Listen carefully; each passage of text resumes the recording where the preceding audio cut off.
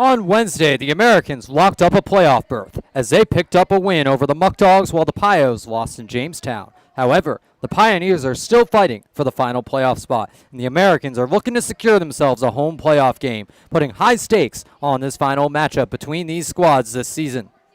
Can the Americans take eliminating Elmira into their own hands? It's the Americans. It's the Pioneers. It's PGCBL baseball right here on the Americans Baseball Network. That the ace of the Giant pitching staff that season was Niagara Falls native Sal Magley. A league-low 2.71 earned run.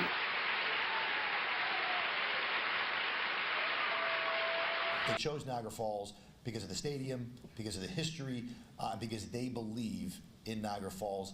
Tickets 716-215-6161. And where do you play? We play right at Sal Magley, gorgeous stadium.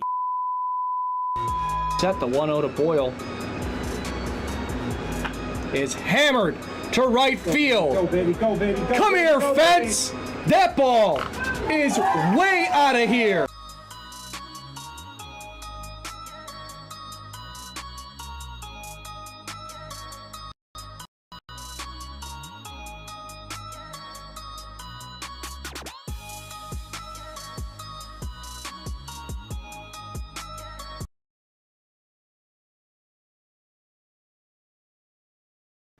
Hello and welcome to Dunn Field. Americans and Pioneers will be underway in any moment.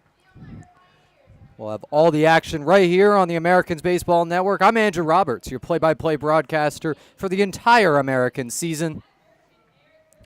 And we will pause in just a moment for the national anthem here at Dunn Field, and then we will be underway for Americans and Pioneers action.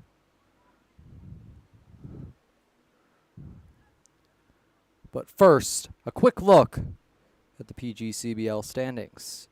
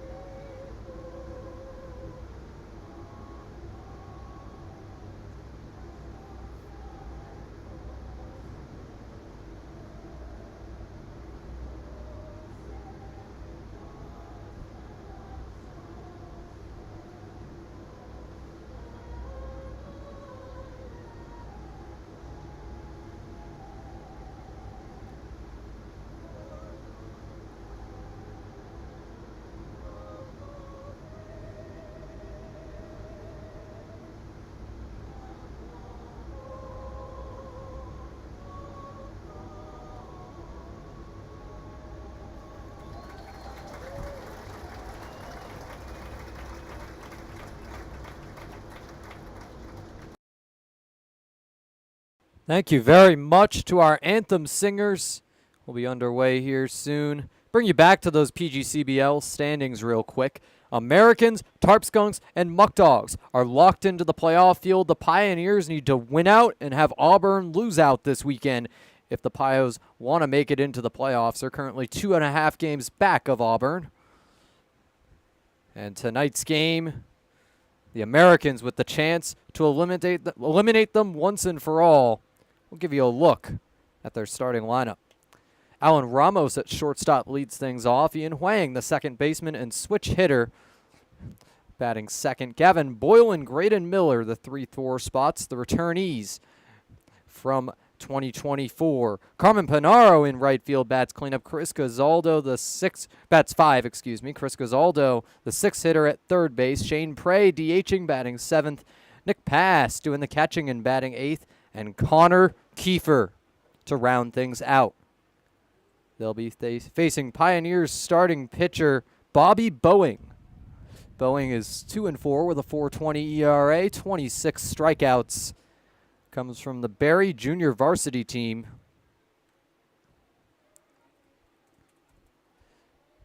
And he will be facing the trio of Ramos, Wang, and Gavin Boyle in this first inning.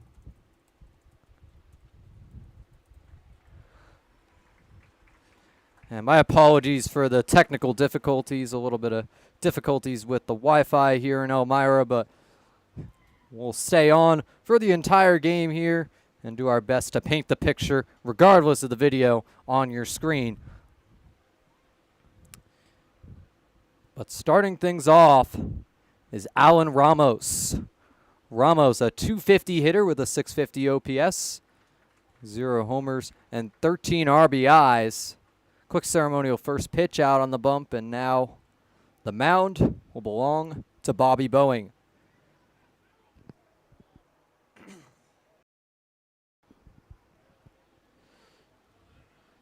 Pioneers interns all getting their first pitches in.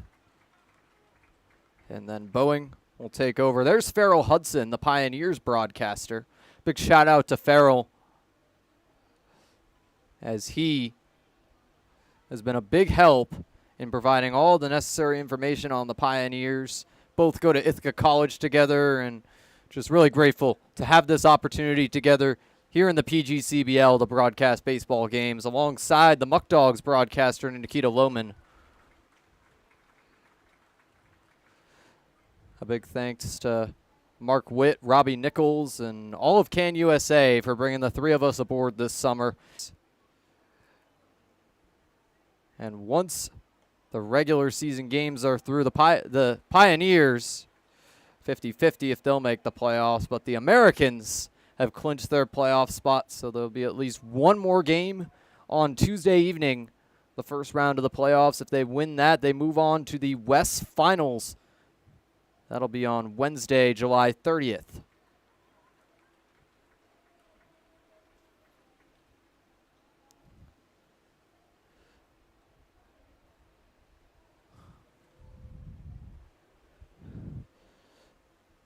So as Elmira's interns finish up, Bobby Boeing getting ready to take the bump. Boeing has seen these Americans multiple times now with mixed results.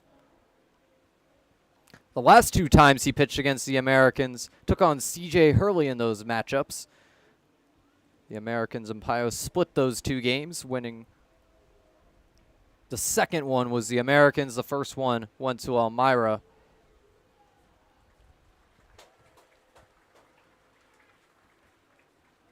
The interns finishing out their ceremonial first pitches here at Dunn Field as Boeing gets ready for his 3rd start against the Niagara Falls Americans. Came to Barry alongside Brendan Hayes. They both played on the JV team, and now they played here at Elmira.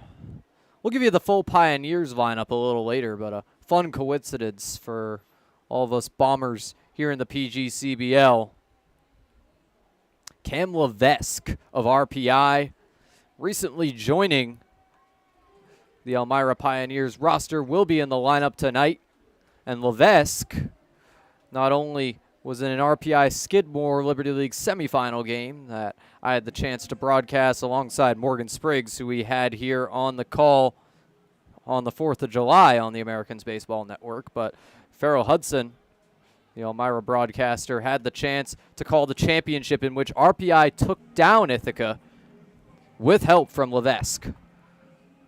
And now Levesque here in Elmira will round out the Pioneers lineup when we get to the bottom of the first inning. But first off, it's Bobby Boeing to face Ramos, Wang, and Boyle. Starting with Allen. Hasn't even played in a collegiate game yet. He's going into his freshman year, yet putting up these numbers in the PGCBL, very impressive. He's been one of the most consistent Americans hitters and he has earned this leadoff spot in the absence of Grant Moore. It's been a mix of him, Connor Kiefer, since Moore departed from the team due to the injury against Jamestown. But Alan Ramos, when he's been there, has done the job and done it well. Initially committed to Wagner, now closing in on St. Peter's for the spring. And as Boeing warms up, we get ready for action here at Dunn.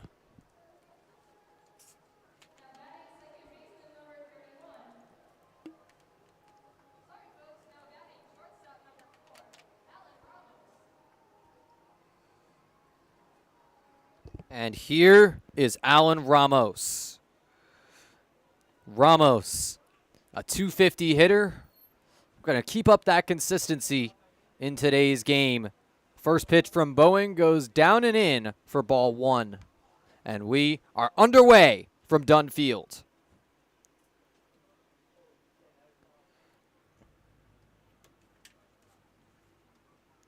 Boeing, the 1-0 pitch. Goes high for another ball. Alan Ramos working this count well early here. We're going to keep it up 2-0. 2-0 pitch catches the outside edge of the zone for strike 1. I love this soundboard here in Elmira. The strike noise from Mario Super Slugger is quite a throwback, but unfortunately on Ramos. Fly ball into left field, and under it to make the grab is Cam Levesque. Speak of Levesque, he makes the catch for out number 1. The RPI product that helped beat the Ithaca Bombers in the Liberty League Championship this past spring. Here comes Ian Wang, the switch hitter. Spent his freshman year at Niagara. Will be headed to St. Peter's, potentially alongside Ramos coming up next spring, a .296 hitter on the year. Just outside and away for ball 1. Wang has 16 RBIs on the year. He's been especially good against the Batavia Muck Dogs. 4 games he's played against them, 10 hits, including a 4-hit game to start the season. He sucks that into right field. Gramesti chasing it down, and he drops it. Goes right off his glove, and Wang reaches base. So Ian Wang, the first base runner for the Americans on a dropped ball by TJ Gramesti. We'll wait for the call here, hitter error. But in the meantime, Gavin Boyle comes up next. .270 hitter, .834 OPS on the year. 3 homers leads the Americans. It will be ruled an error on the Pioneers for Wang to get to first base, and he has a lead towards second already. Boeing pitching to Boyle now, and throws it low for ball 1. Bobby Boeing has seen these Americans now 3 times counting today. And there's a liner into right field. That was a rocket, but it's foul. 1's across the board to Gavin Boyle. Boyle, arguably the most pop on the team. Leads the team in extra base hits, leads them in homers. Had some strikeout troubles early in the season, but has really turned it around. Just into the strike zone on the inside edge. It's 1-2 to Gavin here.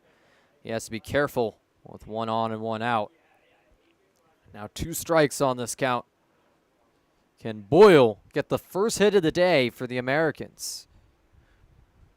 Or will Boeing retire him here? That's fouled off down the first base side. Boyle stays alive.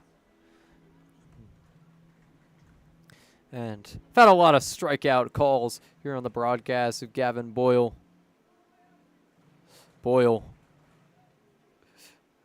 wanted to have some fun yesterday. Spammed the swing and a miss on our music board. He took over music for a day during the out-of-league game against Power City, and it's a ground ball into right field for the base hit. Now first and second, Boyle, the first American with a hit in this game. So that advances Wang. And now Graydon Miller. Been a bit of a cold spell for him, but still batting .302 on the year with a .736 OPS. Graydon Miller, 1 homer on the well. That would be big here. Start this game with a bang. Boeing had a nice middle of his season after a rough start to the year. Is sort of tailed off since then. It's another liner down the third base line for a base hit. Miller has a hit. He breaks out of the slump. He's headed to second, and Ian Wang comes around to score. It's now Miller and Boyle in scoring position and a 1-0 Americans lead. These bats have been heating up over the last few days, dropped 9 runs on the Muck Dogs, and it's just continuing even after many of the Americans starters took the day off in the out-of-leaguer yesterday. Carmen Panaro up next in right field.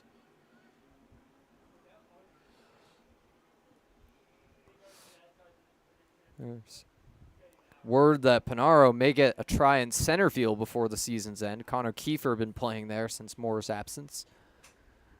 First pitch from Boeing to him is another rocket foul. These balls are flying tonight. You can feel the wind from this press box. It's been going out since I got here about an hour and a half ago. And the Americans threatening in their very first inning of work. Elevating Klimzak on the bump, starting for the first time since the doubleheader with the Ironbacks. It's a liner into center field. Baker coming in, but it drops in front of him. Boyle comes to score, Miller to third, and it's runners on the corners with a 2-0 Americans lead. What a start for Niagara Falls. After the early flyout by Ramos, the bats have been on fire. And it'll be Chris Gazaldo, the next customer. 275 hitter with a 680 OPS and 16 RBIs.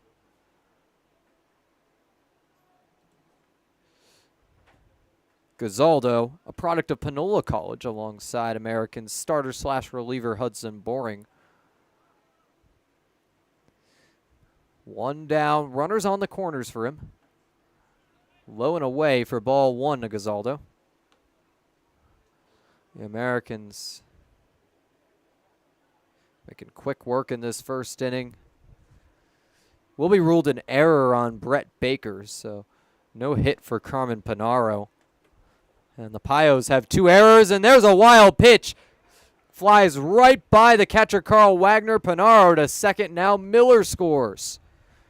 The Americans put another in scoring position and played another run. It's 3-0 early. And seemingly when the Americans have beaten the Pioneers, they've started strong very early in games, and that's the pattern in this game thus far. The Americans a much better team when they score first. And they've scored big in this very first inning, almost reminiscent of the game against the Newark Pilots. Albeit this game, the Americans have had more hits, a lot of free bags against Newark. There's a liner into left field, drops in front of Glavesque for the base hit. Runners on the corners again. There's the third hit of the day for Niagara Falls. Comes from Chris Gazaldo. Shane Prey to bat next. The righty batting .308 with a .752 OPS, and he has runners on the corners, still just 1 down. 5 consecutive batters have reached for the Americans. Shane Prey comes from Fredonia State.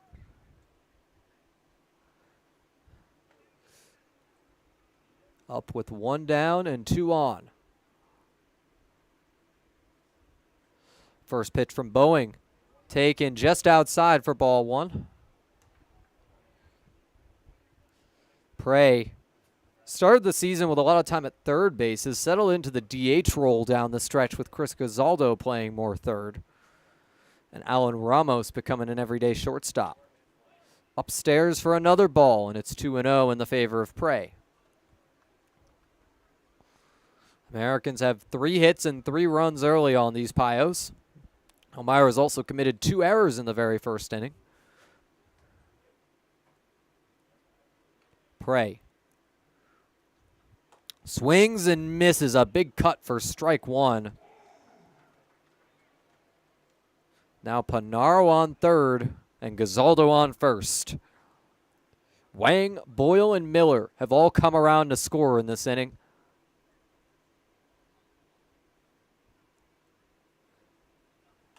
And that's popped foul to make it 2-2.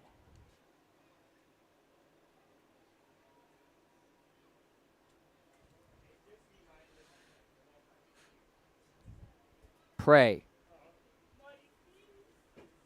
Looking to keep this early rally going for the Americans. The 2-2 pitch from Boeing is taken on a close shave. Nearly hits Prey. He looked dizzy after that one. Trying to turn back and avoid it, but the count is all filled up. Full count, 1 out, 2 runners on base. A big moment early for Bobby Boeing. And taking off for second, Chris Gazaldo as Shane Prey gets hit on the elbow. I think he had the elbow pads on. Bases are juiced. With still just 1 down, the Americans looking to bat around. Nick Past, the catcher, is the 8th hitter in this 9-batter order. And he's up next. Connor Kiefer on deck. And already a meeting on the bump with Bobby Boeing after just a third of an inning pitched and 3 runs allowed, albeit only one of them has been earned due to the Pioneers' errors on the board. We'll see if Andrew Drum outright removes Boeing here, if he's just looking to calm him down ahead of the at-bat with Past.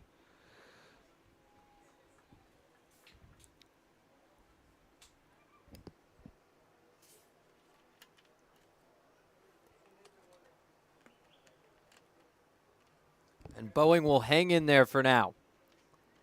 Bobby Boeing has given up 3 runs to these Americans, but just 1 earned, so not too much of a pain on his ERA. And here comes Nick Past, the Americans' catcher, batting .229 with a .725 OPS, 1 homer, and 10 RBIs.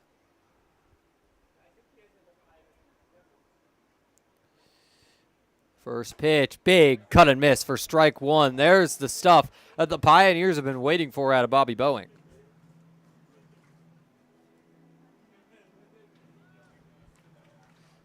Past. Spent his first 2 years at Eastern Florida State College, looking for a new home, headed into his 3rd year of school. And that's a high pop-up foul to make it 0-2 on Nick. Pioneers need to win this game to stay alive in the playoff race. Auburn locks up the final playoff spot alongside Batavia, Jamestown, and Niagara Falls. If this continues as it is, that is just in there for strike 3 looking. Nick Past, the first strikeout victim today for Bobby Boeing, and the DJ spamming the Boston Red Sox strike 3 noise. For a Red Sox Mario Super Sluggers fan, hard not to love that. But the humor at the expense of the Americans here. Connor Kiefer in center field. And the final hitter in this Americans order. If he gets on, the Americans will officially bat around in this inning, swing and a miss for strike 1. Kiefer was looking to get some more reps in center field in yesterday's matchup with Power City. Looked sharp out there. But played a lot of right field in Jamestown and may get a shot there come playoff time. Started the year at second base, more of a middle infielder at school, but the Americans down to just 3 outfielders on their roster, one of which being Liam Schott, the rising freshman who has struggled a bit in his limited time playing for the Americans. Boeing the pitch. Everyone has a lead. It's a soft dribbler. Grabowski misses it at shortstop. This ball is traveling weirdly tonight. 2 runs scored. The Americans have put up 5 in the very first inning. Oh my goodness. This game is quickly slipping out of the hands of the Pioneers. And the Americans have batted around. Alan Ramos up for the second time today. 250 hitter, flew out his first time up, but he's back for more.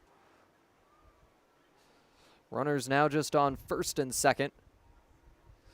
Has 2 runs scored for Niagara.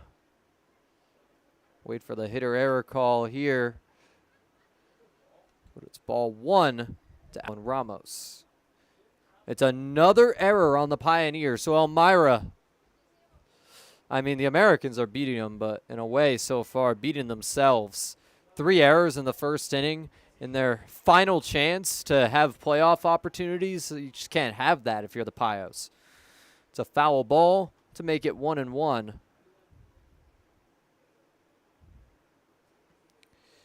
Boeing struggling to get out of this inning. We'll see if he keeps going beyond the first, given how this has gone. 5 runs allowed. The defense has struggled as well, so that's not helping Boeing's case at all. Could be a 1-run game, if not for the 3 errors the Pioneers have made. Ramos. Bat hovering over his shoulder. Has the count of 2-1 in his favor. 2 down and 2 on as well. Inside for a third ball. Alan Ramos. Potential for the walk right here. Believe it or not, Boeing has not walked a single batter yet in this game. Hit Shane Prey. Well, that's it for free bags outside of the Elmira errors. Upstairs, and Ramos takes ball 4. Bases juiced back up once again in this inning. They've been juiced a couple of times now. Ian Wang comes up for a second time. And this is it for Bobby Boeing. Andrew Drum coming out a second time. This is the final mound visit. We'll see who comes in his place after just 1 inning. Bobby Boeing's official final stat line, 2/3 of an inning. 4 hits, 5 runs, 1 of them earned, 1 walk, and 1 strikeout. We'll wait for word on the new pitcher. And take a break from the audio for just a moment.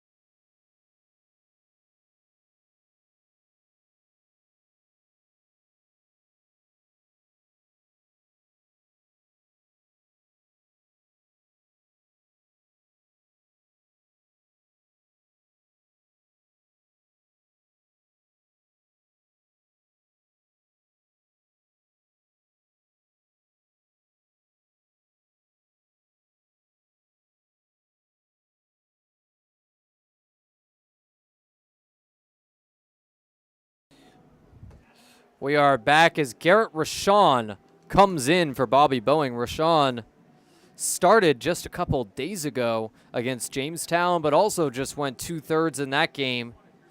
Rashawn has a 3.28 ERA, as well as 34 strikeouts on the season, the same 2-4 record that Boeing has, but comes into a tricky situation. Bases are loaded. Ian Wang ready to bat for a second time this inning.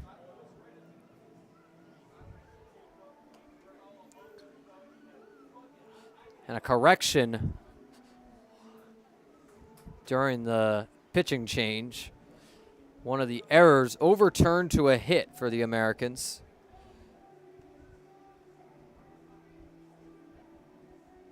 Carmen Panaro will get credit for the single from his at-bat the first time around. And Rashawn warming up to face Ian Wang for a second time. Wang came in batting .296. Reached on the error. So that slightly lowers his batting average, but managed to get on base.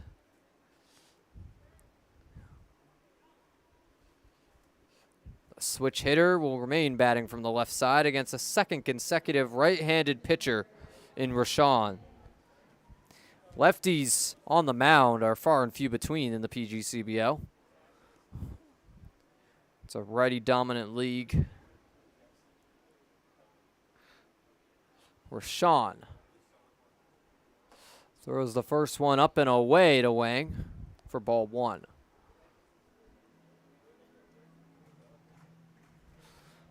Wang, the St. Peter's commit after 1 year at NU. Has 3 runners ready to come home. It's Ramos, Kiefer, and the 7-hitter Shane Prey. Foul ball to make it 1-1 here. Prey was hit by the pitch his first time up. Kiefer reached on the error. And Alan Ramos took a walk. So all 3 of these guys getting on free bags. Now starting to reminisce the Newark game a little more. There were some early hits for the Americans. Big cut and miss by Wang right there. Rashawn has this down to a strike. The Pioneers are ready to get off this ball field and come up to bat. Been a long one, been a hot one out there. These guys are tired, and this has spiraled out of control very quickly.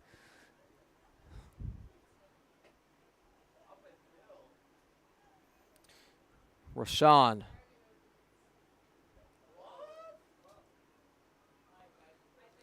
After a quick timeout. Ready to face Wang with the count at 1-2.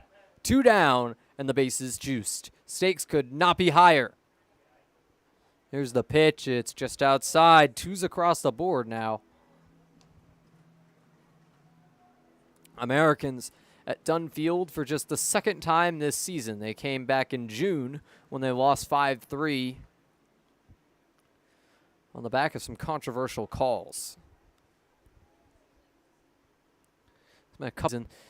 High fly ball. He makes the grab this time around for out number 3. So the Pios defense struggled throughout that first inning, but they're able to retire the side on the fly out. We'll send it to the bottom of the first and give you the Pioneers lineup after the break. No, I'm kind of thirsty. Me too. We could really use something. Yeah. Oh, thanks. Yankee Doodle Dan.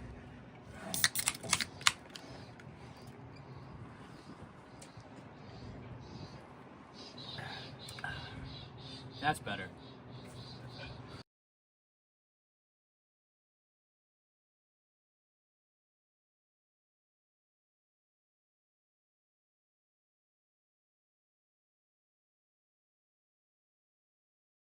We're back for the bottom of the first inning. We'll give you a look at the lineup for the Elmira Pioneers. Leading off at shortstop, Aiden Grabowski, been the leadoff man most of the season here. TJ Gramesti in right field, bats second, leads the team in batting average. Brett Baker in the 3-hole in center field. Manuel Castro, a new Pioneer, playing third base. Cooper Smith at first, bats fifth.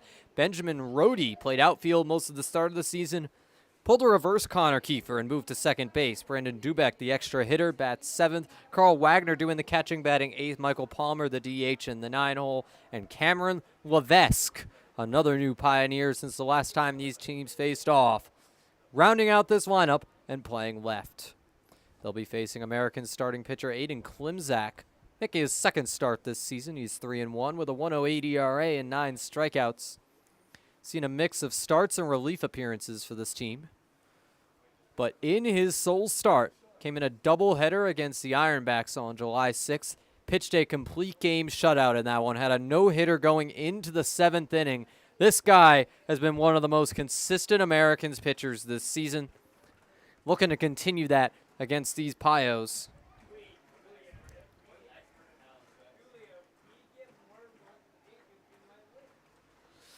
Klimzak was not expecting to start today, but looking to keep up the good work from his last time on the bump. The Americans would have 5 days rest until the West Finals, and presumably it would be Luke Blandino and Keegan Bazinet set to start those first two playoff games for the Americans. Had the most starts, lead the team in ERA, at least among guys that have had the innings to qualify, unlike Klimzak. However, Bazinet getting some extra rest ahead of the playoffs. He was on a pitch count the last time he started, so makes sense to rest him for a cycle. Remains to be seen if Bazinet will start Saturday or Sunday. But my expectation would be they let him take it easy for those days as well. Red Wings coming to town tomorrow. And then the Ironbacks will host the Americans for the final regular season game on Sunday. Ball one on the first pitch from Klimzak to Grabowski. Grabowski has been a rock this season at short for Elmira. Had the error in this game, but those are rare for him. Ground ball. Wang picks it up at second. Throw to Miller in time for out number one. Took a while for the Pioneers to get outs, and so far a different story for the Americans, but Pioneers retired Alan Ramos, the leadoff man, so still a chance Elmira can recover in this inning. TJ Gramesti, the FAU product, in right field batting next. From Boca Raton, Florida. I have family from there, so love to see Boca represented. Played for the Boca Blazers last summer. Takes a ball outside from Klimzak. Klimzak, the 1-0 pitch, drops in the dirt to make it a 2-ball count. Pioneers gave up 5 runs in the top of the first. Looking to at least cut into the 5-run lead to an extent in this bottom of the inning. Could be in trouble. The Pioneers have had trouble early in games in general in the recent stretch. Jamestown had a huge lead over Elmira when they faced off on Wednesday. The Pioneers managed to come back and make it a 5-run game by the end to avoid the mercy rule, but still lost that one to secure the Americans' playoff spot. It's 3-1 as Klimzak refines the strike zone on Gramesti here. Might have somewhat to do with the fact that Gramesti light, despite the gray hitter he is. Ball 4 to TJ. Puts him on first base. So the first base runner for Elmira is exactly who you'd.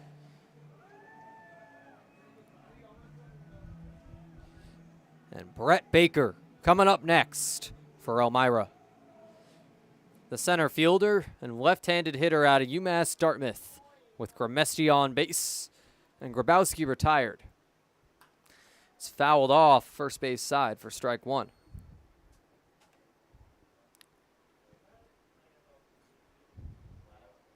Baker, the rising senior at UMass D, originally from Chelmsford, Massachusetts. Pioneers have more Massachusetts players than your average PGCBL team, have a history as a Red Sox affiliate. That might have something to do with it. Up and away for ball one. But one's across the board to number one. Now, if this was in Niagara Falls, the Americans have an at-bat digit up on their scoreboard. So it'd show the number one on the jersey as well as the balls, strikes, and outs up on the scoreboard. But here on our scoreboard on the broadcast, the bottom of the first inning, doing the same trick.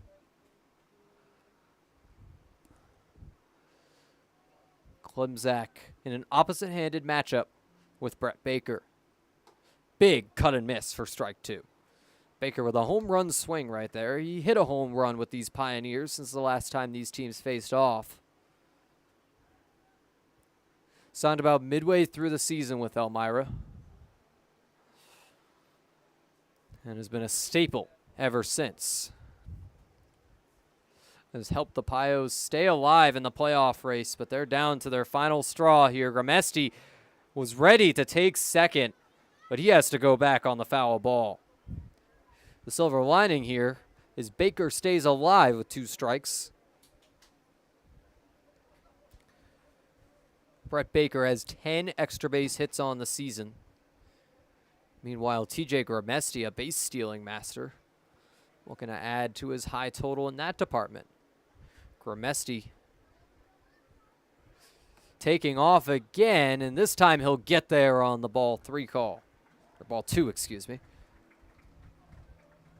TJ Gramesti with his 19th steal ties Aiden Grabowski in that category. There's a reason they're the top 2 hitters in the order, because boy can they run.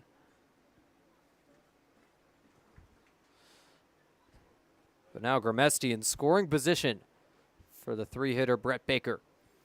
2-2 pitch just outside, counts all filled up. There's ball 3. But Aiden Klimzak with the full count, looking for a strikeout. His first of the day after Grabowski grounded out for out number 1. Klimzak sets for the payoff pitch. Checks back on Gramesti. Now delivers. And it's upstairs for ball 4. Runners on first and second. Gramesti's steal not even really mattering right there, as he would have gotten to second regardless. Still nice to add to that stolen base total ahead of his second year at FAU. Looking to get more playing time with the Owls in his sophomore season coming up. But Manuel Castro bats next for Elmira. Wearing number 5 tonight.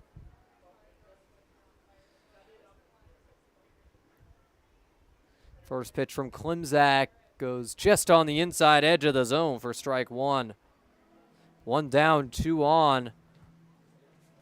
And I mean, the ball has been flying tonight, but the biggest reason early is free bags. Klimzak walking 2 in his first 3 batters faced, and there's one between Ramos and Gazaldo for the base hit. Gramesti comes around to score. The Pioneers have their first hit and first run of the game. And they cut this lead to 4 runs. The famous sirens going off to indicate that Pioneer run.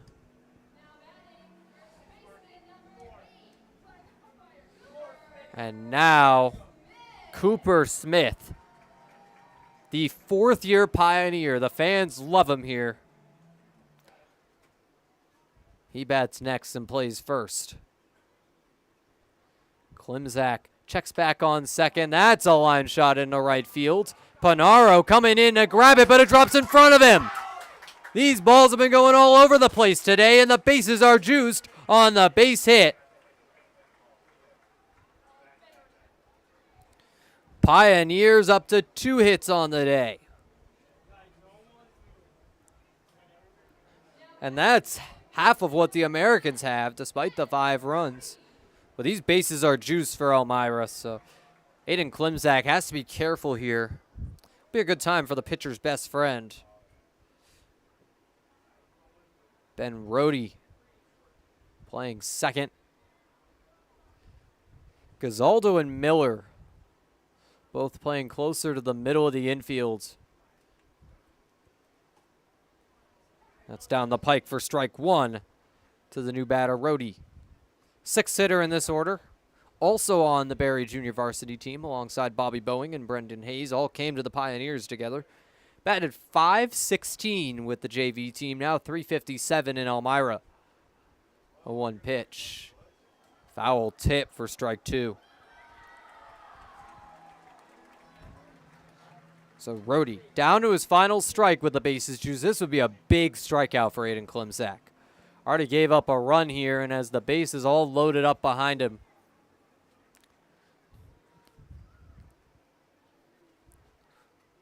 Right on right matchup for Aiden Klimzak. Can he get the 3 pick out here?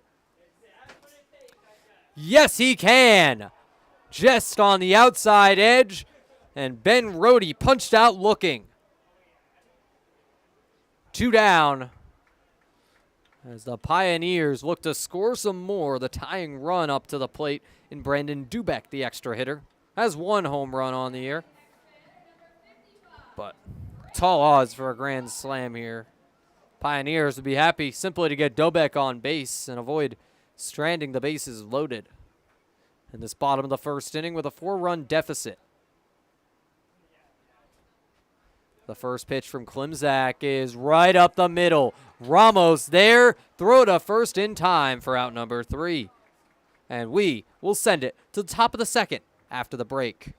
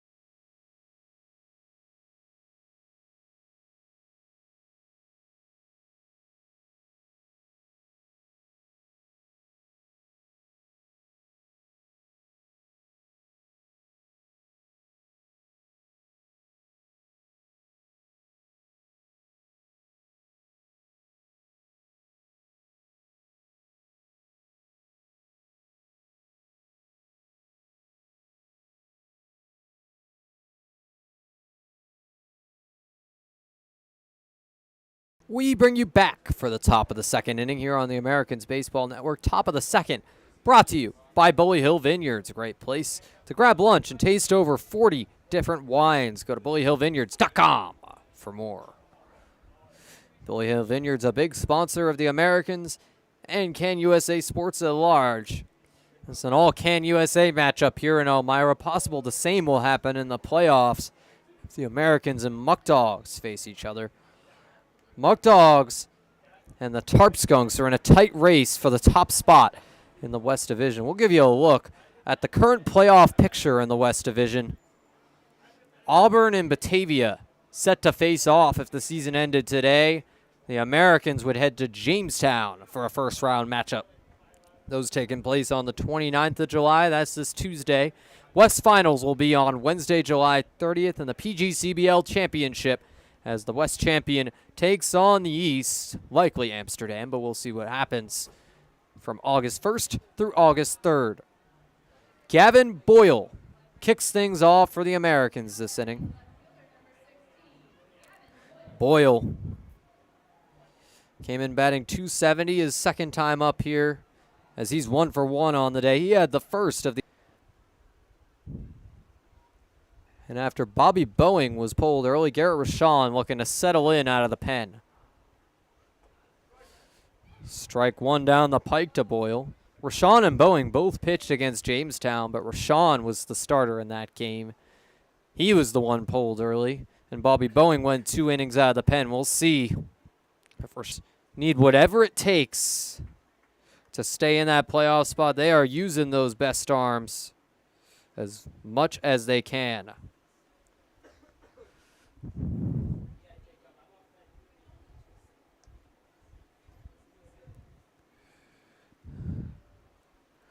Into right field.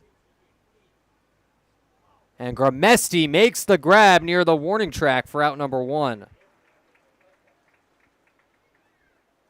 So 1 down in the form of Gavin Boyle. And Graydon Miller coming up next. Miller up for the second time today as well. He's 1 for 1.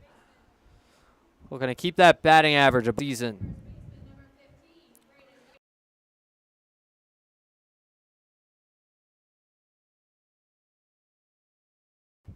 Miller takes one in the dirt for ball one. Graydon Miller, the second-year American out of Drew University, comes here all the way from Missouri. That takes commitment. We had Graydon on the broadcast last night as the Americans took on Power City. Graydon did a great job out there alongside Carmen Panaro.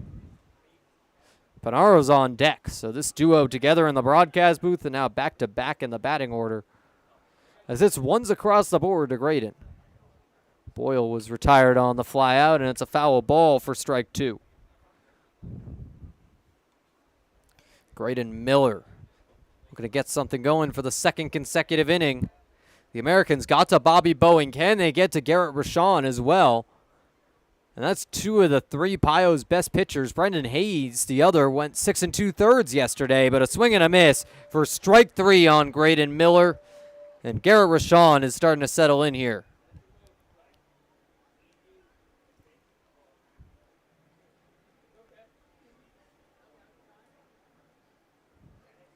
His first strikeout of the day after one by Boeing. Carmen Panaro up next. Panaro and I switched places yesterday. I got a little bit of time out in right field, got an AB. And Panaro was up here in the booth before I came back to take my spot as usual. Ball one on Panaro. Carmen came in batting .217. Got credit for the hit his first time up as one dropped right in front of the outfielder. There's a dribbler, and it's picked up by Rohde, the throw to first in time for out number three. Rohde putting his entire body around that ball, and that gets it to the bottom of the second inning. Pioneers putting up the first donut of the game as we send it to the bottom of the inning after the break.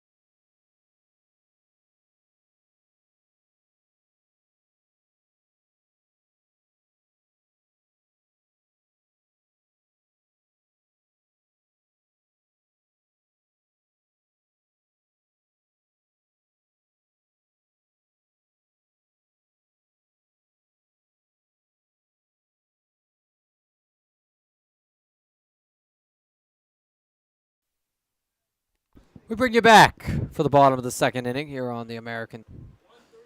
This second inning, we remind you that in this American season, you can get yourself the latest gear, hats, t-shirts, sweatshirts, baseballs, much, much more. Stop by the merchandise stand, buy concessions. Running out of time to get those. Possible the Americans may have a home playoff game, but the last guaranteed chance to get your Americans merch this season is tomorrow night, when the Americans host the Geneva Red Wings at 6:30 p.m. from the barbershop. Really bittersweet. Calling my final guaranteed home game of the season.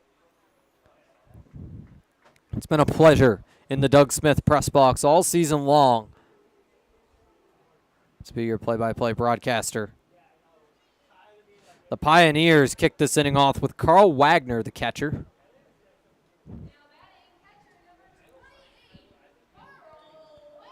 Wagner on the year, a .294 hitter with a .763 OPS. First pitch from Aiden Klimzak upstairs for ball one.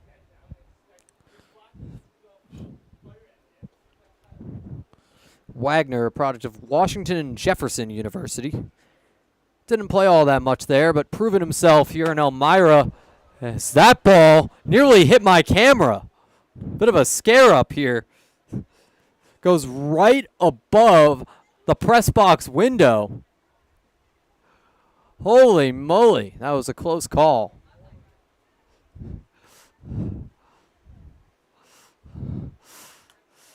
Another foul ball popped behind the plate. This one not through my window, but it's 1-2.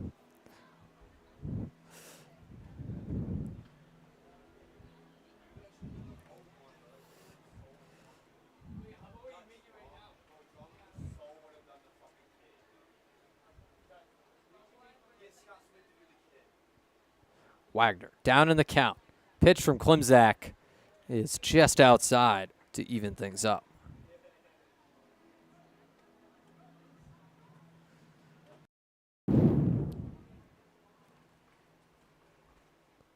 Comes from Honeybrook, Pennsylvania. And the 2-2 from Aiden is grounded into left field for the base hit. Dribbles right down that third base line. And the Pios have a runner on to start this inning. Michael Palmer, the next batter. DH of University of Mansfield. Joined the team for a little bit last summer, but has seen many more opportunities in his second year. 239 hitter, a 750 OPS.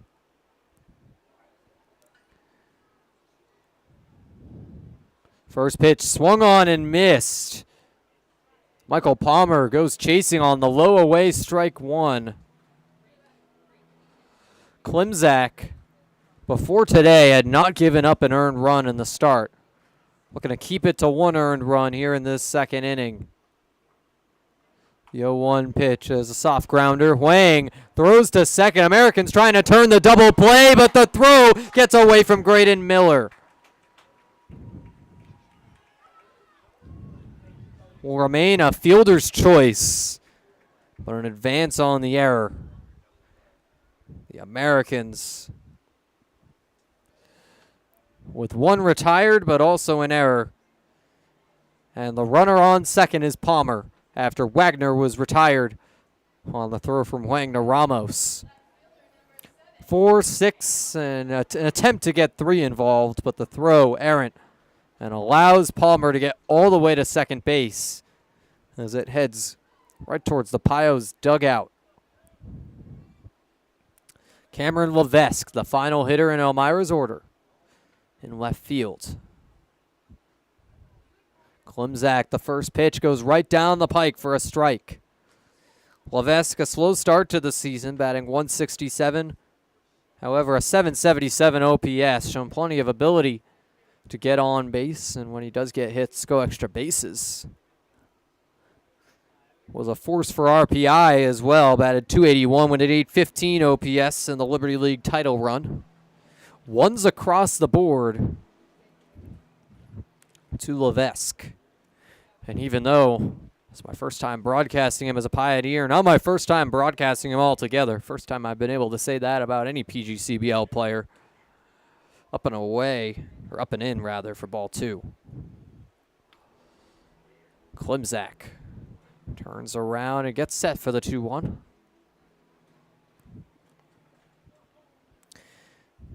Aiden Grabowski on deck, ready to come up for the second time today in just 2 innings. This has been a long game so far. Americans have a 2-hour, 50-minute bus ride waiting for them on the way home. 3-1 from Klimzak to Levesque. This team looking to make this a quick game so they can get some rest ahead of their matchup with Geneva tomorrow. But that's just outside for ball 4. Keep walking, batters. This is not going to be a quick one. It's the 3rd walk for Aiden Klimzak. He's meeting with Nick Past on the bump. The good news for the Americans is they have plenty of other pitchers available to go today. Carter Hall, Hudson Boring, and Austin Barton all ready and available to face these Pios. Hudson Boring, perhaps the most consistent of those 3, went 5 innings out of the pen against the Pilots on Tuesday, and his arm really bounces back quickly He has a 2.09 ERA on the year, 32 strikeouts to lead the Americans. Expected to relieve Klimczak at some point.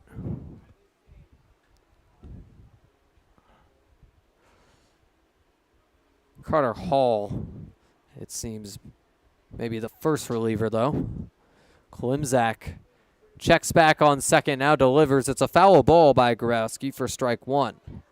Grabowski was retired the first time around. It was the quick out number one for each side in the first inning before runs came around later on. Runners on base are Levesque and Palmer. Palmer's the lead runner at second. Levesque right behind him.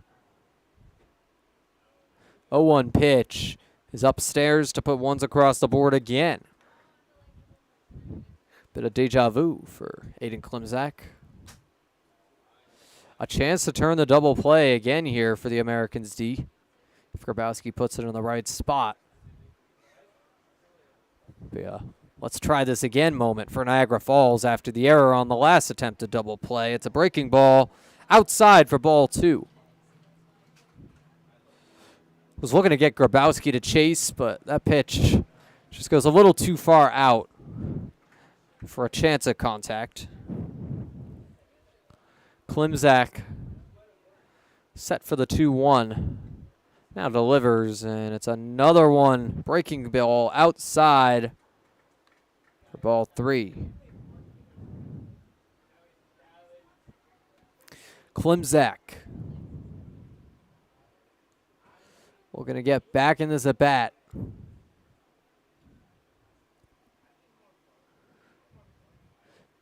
Count in the favor of Grabowski at 3-1. A walk here loads the bases for TJ Gramesti. Not a guy you want to see with juice bases. That's a ground ball into left field for the base hit. Bases won't be loaded. Instead, Michael Palmer scores. Second run for Elmira in 2 innings.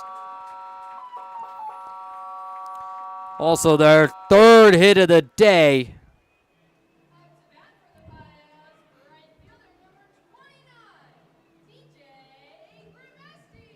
Or rather, their fourth.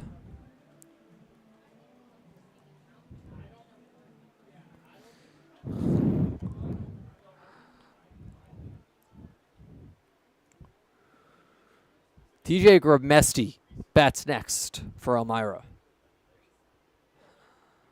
And he has runners on first and second. This is a dangerous situation for Klimczak. Elmira, the chance to tie up this game right here. Gramesti, a hitter with plenty of power, represents the tying run. Only one in scoring position right now. It's Cameron Levesque at second base, with Grabowski right behind him at first.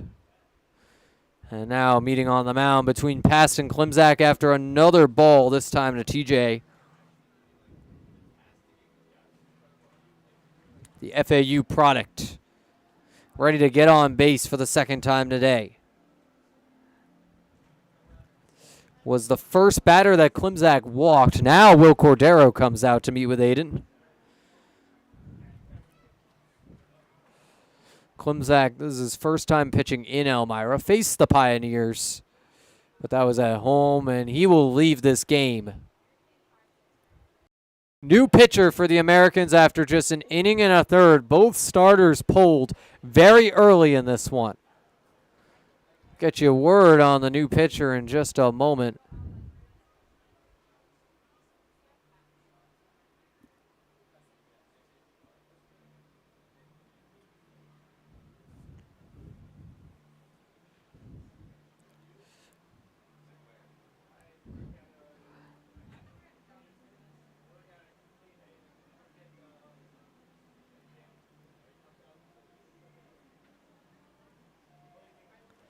And it's Austin Barton. Barton has had his fair share of rough outings, but has dialed it in recent appearances. On the year, 2-2 with a 7.56 ERA and 14 strikeouts. Comes from SUNY Niagara. A lot of those earned runs coming from an outing against Jamestown in which he gave up 8 without recording a single out. So his ERA ballooned more than it arguably should be if you're looking to use ERA to represent Barton's season. The Americans are going to need almost 8 innings between Barton, Carter Hall, and Hudson Boring. I mean, Hudson could go long innings, so no doubt that they'll get those innings.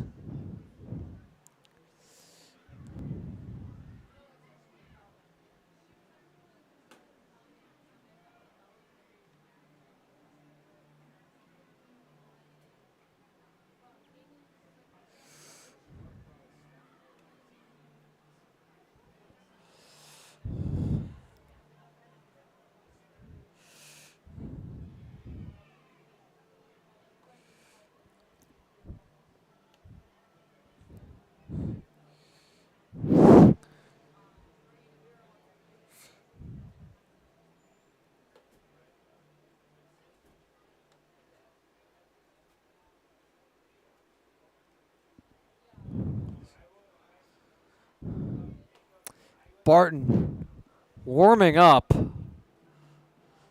with 1 down here and 2 runners on. It's Grabowski and Levesque. TJ Gramesti will be Barton's first customer. That's not an easy first customer. He came in batting .368 to this game. Walked his first time up, so his batting average still sitting right there.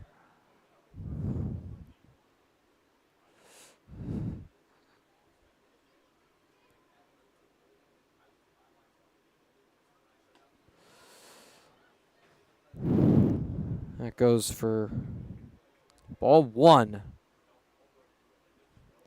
to the batter, Gramesti. Or rather, it is ball 2. Klimzak threw a pitch before getting pulled, but it's fouled to make it 2-1. A very rare, 2-2, excuse me.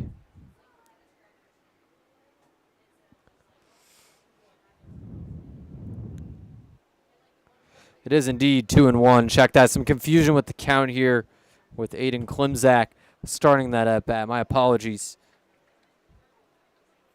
3-1. Gramesti looking to walk here and load up these bases for Brett Baker. Pios with a chance to tie this in the very second inning after a 5-piece in the top of the first for the Americans. Another foul ball fills up this count. Austin Barton looking for his first strikeout.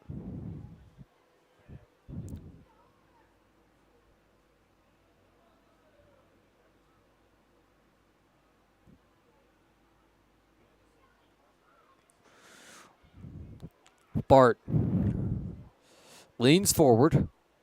Count is full. And bases will be 2 if Barton walks Gramesti.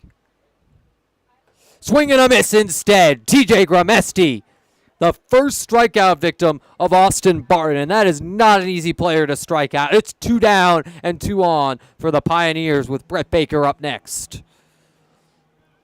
TJ Gramesti, a walk and a strikeout, is yet to make contact in fair territory today. Brett Baker up next. A huge strikeout for Austin Barton. Barton leans forward again.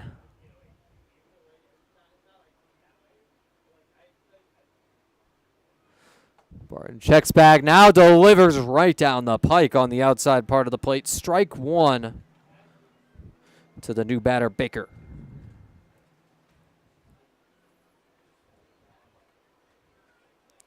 Barton with an 0-1 count. Gets another swing and miss. Gramesti with a swinging strikeout, and now Baker swinging on the 0-1 pitch. He's down to his final strike, and Barton looking to retire the side with a second consecutive K. Can he do it? Not quite yet. Foul ball keeps Baker alive. Baker also walked his first time up. Klimzak walked Gramesti and Baker consecutively the first time through the order.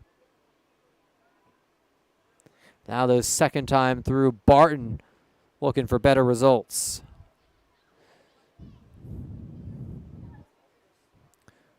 Barton, the 0-2 pitch, goes inside at the feet of Baker and hits it. Brett Baker doing circles around home plate. Appears no hit by pitch call here, but a wild pitch gets the runners to second and third. So 2 runners in scoring position.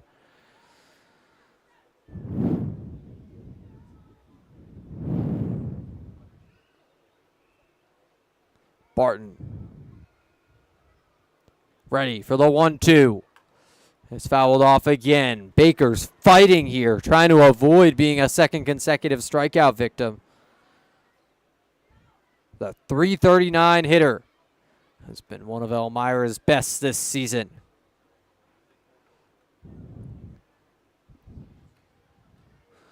Ready for the 1-2. Barton, the pitch is outside over that righty batter's box. Now 2s across the board. Elmira with the chance to strike. Baker hits it out of here. This is a tie game. Anything else, the Americans still have the lead, but they need their final out here to prevent the Pios from tying things. Count is now full. The inside ball 3. It's been 3 consecutive balls for Austin Barton. Can he finally get that third strike on the count? Some foul balls in between those balls, but nonetheless, Brett Baker is battling the most he can against the SUNY Niagara product Barton. And there is ball 4 inside to load up these bases for Manuel Castro, the cleanup hitter. Chance to do just that and give the Pios the lead. This has been an absolute slugfest through 2 innings. 5-2 Americans and the Pioneers threatening for more. Almost reminiscent of those Buffalo Diesel games that we had on the Americans Baseball Network to start the season. Strike 1 to start things off on Castro. Castro 1 for 1 on the day at the first Pios hit. Big cut and miss there for strike 2. Barton has his command back. Can he strike out another to end this inning without a scratch? Klimczak gave up 1 run, but Barton looking to get them out of the jam. It's a foul ball. And just how Baker did, Castro's fighting in this at-bat. Bart with 2 strikes and 2 outs. Can he retire the side right here with the bases loaded? That goes right down the pike but drops low. First ball on the count. Barton has to be careful not to let those balls pile up how they just did. He had Brett Baker at 0-2. Ended up walking the man. Now the 1-2 pitch is in the dirt right in front of Nick Pass. Runners thought about going. Levesque was ready for home, but Pass gets to that quickly. It's Levesque, Grabowski, and Brett Baker on the base paths. Gramesti was the first Barton strikeout victim with 2s across the board. Will Manuel Castro, another righty, be the second? A timeout first.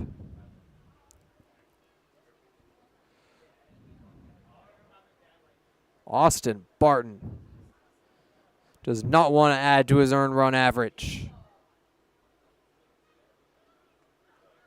Here's a 2-2 pitch. It's a high fly ball into right field. Panaro's under it. And Carm will make the grab for out number 3. We'll send it to the top of the 3rd when we're right back from break.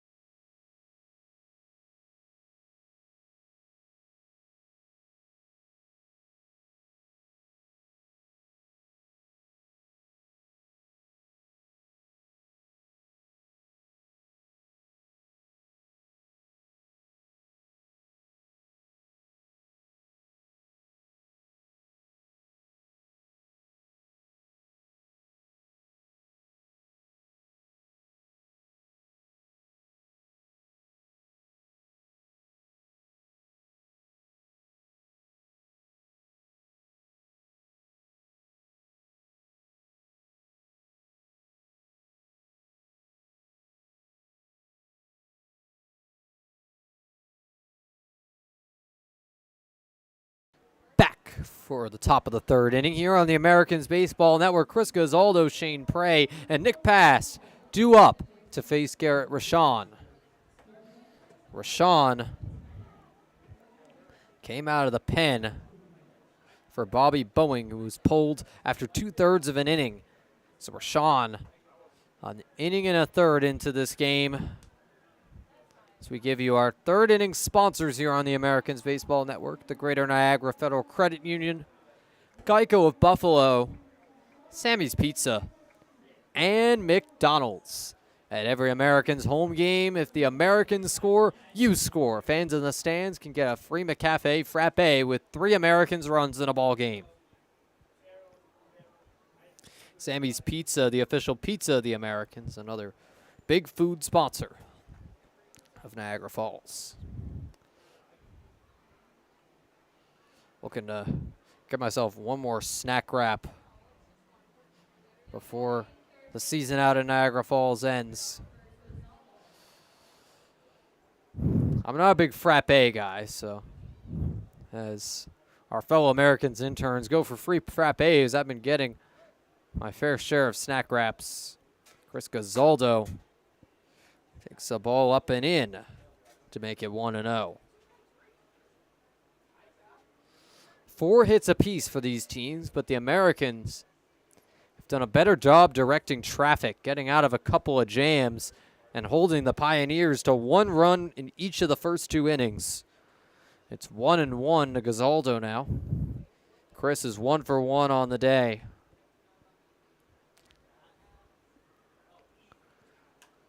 High fly ball into right field foul territory. Chasing it down. Gramesti will not get there in time. It's 1-2.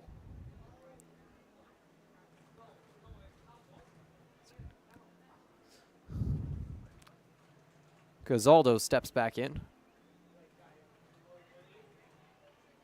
Down in the count, looking to recover after the foul ball.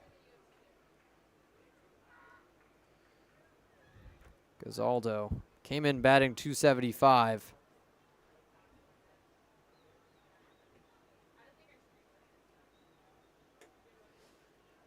That goes out for ball 2.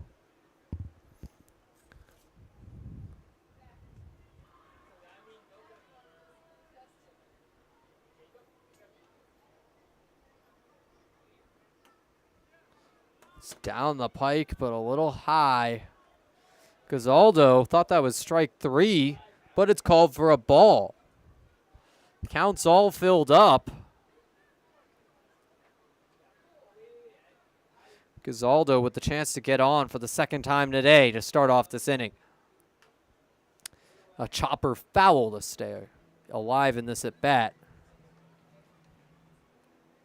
Chris Gonzaldo making for a long AB. Boeing and Rashawn have combined for 51 pitches in just the top of the third. And that's a ground ball down the third base line for a base hit and more. Gonzaldo headed for second. The throw's going to be close. And he is well out at second base. Single in the tag. Retire Chris Gonzaldo. Chris Gonzaldo saw that go down the line. Thought he had a double there, but he's retired for out number 1. A nice cutoff by Cam Levesque, Chris. Shane Prey up next. Prey, a .308 hitter, and he socks it into left field. That drops fair as well. This one's going to the wall. Prey will have a double here.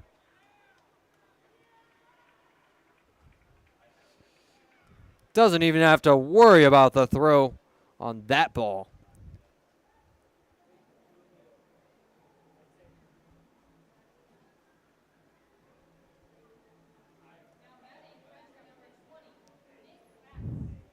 So Shane Prey with a 5th Americans hit of the day. And Nick Pass up with 1 down and 1 on.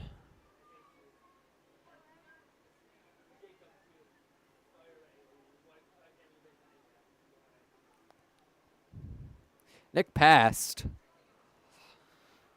Looking to score Prey on second base, and that's just outside for ball one. Shane Prey has already been on twice today.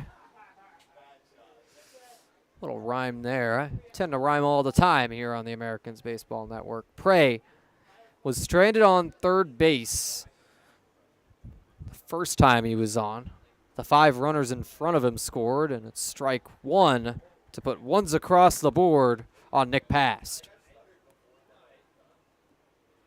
Prey has a lead from second. Ready to take third here at Dunn. Roshan checks back, now delivers on the 1-1. It's a breaking ball, low and away to put the count in Past's favor.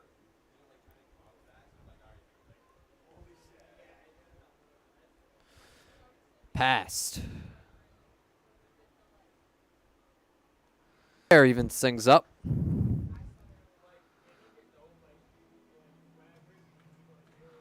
Roshan has struck out 2 batters.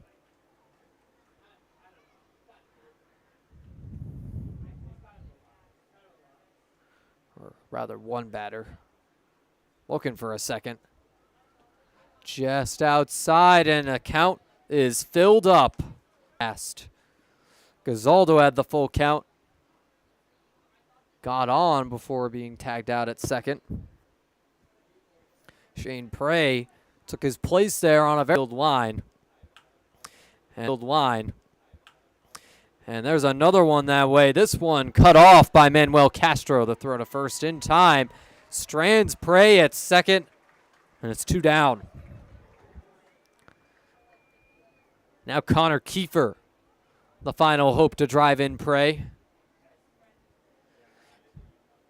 Kiefer a walk. Or excuse me, a reach on the error his first time up.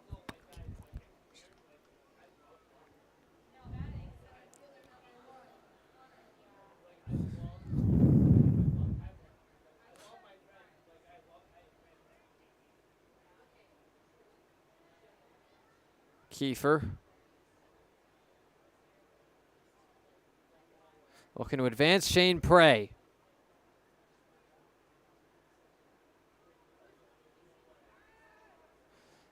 The pickoff attempt unsuccessful. Prey well ahead of that. The throw was lobbed to Ben Rhodey. Appeared to be more of a scare tactic than anything. Shane Prey had the chance to pitch against Power City last night, and he was lobbing balls up to opposing hitters. Big cut and miss for Connor Kiefer. What's the count at 0-1? Kiefer has some bad strikes at times, but also knows how to get on base. And it's his spot in this lineup. 242 hitter coming in, and he lines it down to left field for a base hit. That goes over the head of Levesque. Kiefer has a double, and Shane Prey scores. 6th hit and 6th run for Niagara Falls.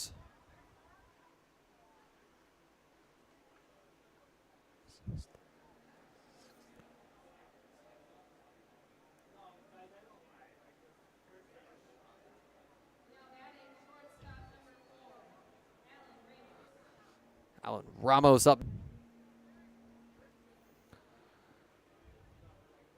Connor Kiefer on second base.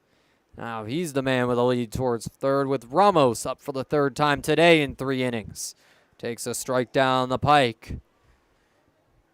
There's that Mario Super Sluggers noise for the strikes. The Americans expand their lead back up to 4, where it was to the end the 1st inning. A run each for Niagara Falls and Elmira since then. A big cut and miss as Alan Ramos chases outside. Roshan looking for another K. He's had one of them so far. Bobby Boeing had another. Ramos fly out and a walk in this game so far. down to his final strike with Kiefer on second.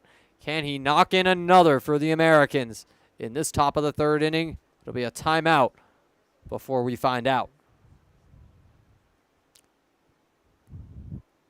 Ramos steps back in after the brief time called. Kiefer, bigger and bigger lead. Not quite past Grabowski at short yet. Ramos flies that down the first base side, foul to stay alive.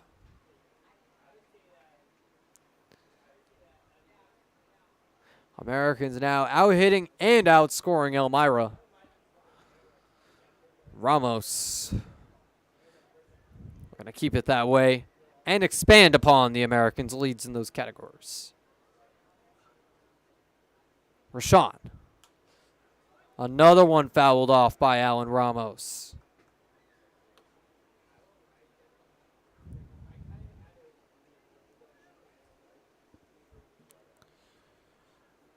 Rashawn has had this down to 2 strikes and 2 outs for a good bit now. Ramos has fouled off 2 in a row. Rashawn checks back on Kiefer, now delivers. That's right down the pike and retires Ramos. Americans score one more in the top of the third, but the Pioneers look to respond against Austin Barton when we come back after the break.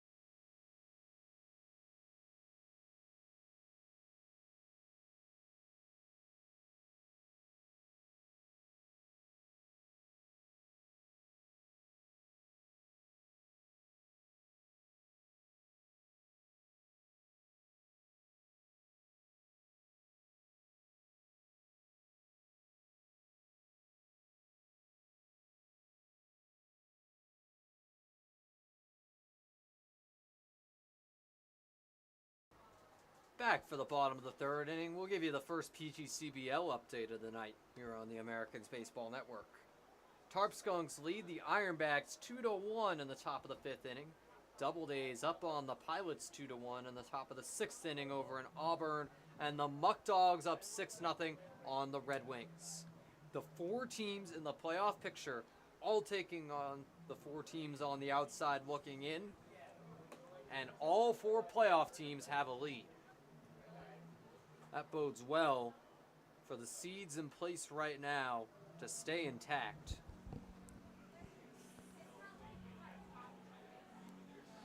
So as of right now, Jamestown, Auburn, Batavia, and Niagara Falls all leading their games. Everyone running out of time to catch up on higher seeds.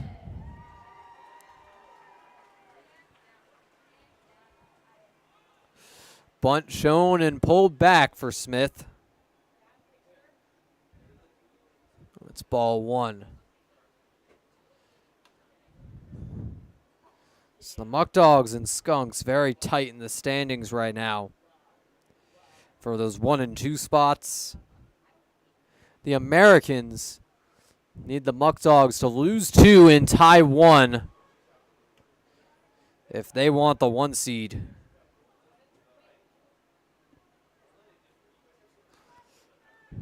Three Batavia losses if the Americans. It's low for ball 2. Americans have lost just once to the Ironbacks. They're 3-0 against Geneva this season and have the lead against these Pios. So a chance to go undefeated this weekend, but this game is far from over. Austin Barton has 3 balls on Cooper Smith.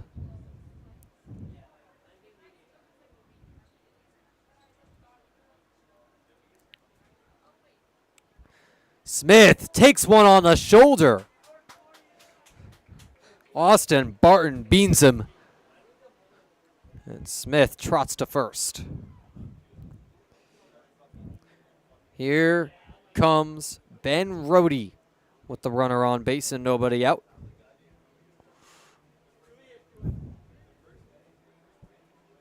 So if the Muck Dogs hold on to their lead tonight and the Tarp Skunks hold on to their lead tonight, the Americans would need to go 3-0 this weekend to even get a home game in the playoffs.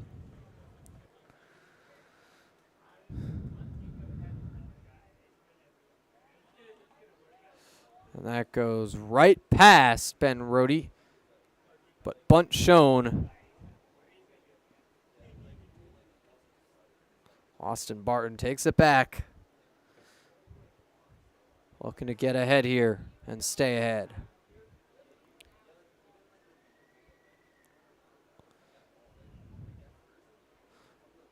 So a strike on the count.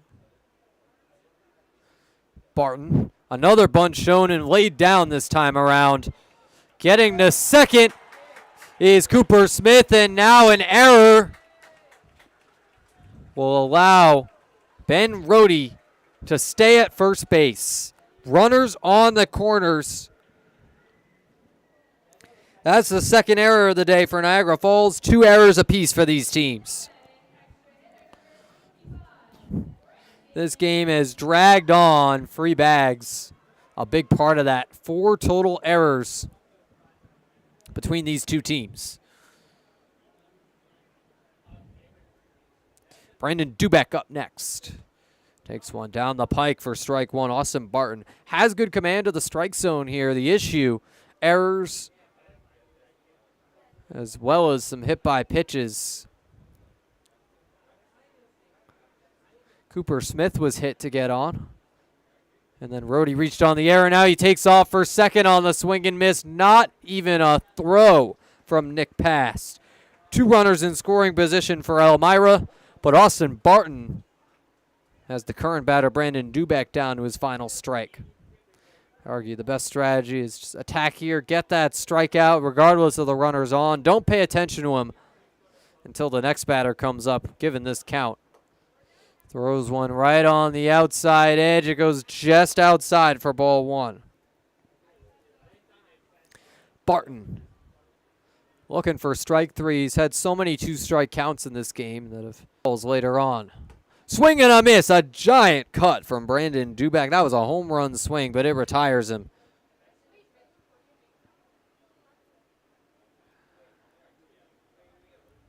So that leaves Rohde and Smith in scoring position with Carl Wagner up next. Austin Barton has himself his second strikeout of the day. Carl Wagner, the Pios catcher, up next. Came in batting .294, 1 for 1 on the day as he's chasing a .300 average. Chance to score 2 Pios right here. Big cut and miss for strike 1. These Pios going chasing on the outside Austin Barton pitches. That's going to have to stop if Elmira wants to come back in this game. Barton has the count in his favor. Delivers on the 0-1. Another swing and miss. 2 swings, 2 misses for Wagner. The strikeout victims in this game thus far for Elmira, Gramesti, Rohde, and Dubek. Rohde struck out by Klimzak. The other 2 were victims of Austin Barton. 0-2 pitch is lined to Alan Ramos at short. The throw to first in time, but a run scores. RBI ground out. And the Pioneers put a 3rd run on the board. Here go the Sirens.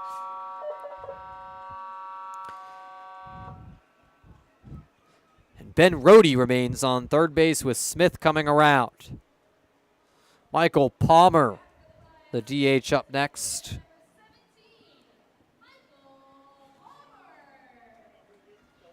Not the only athlete named Michael Palmer that I've spent time around in my career.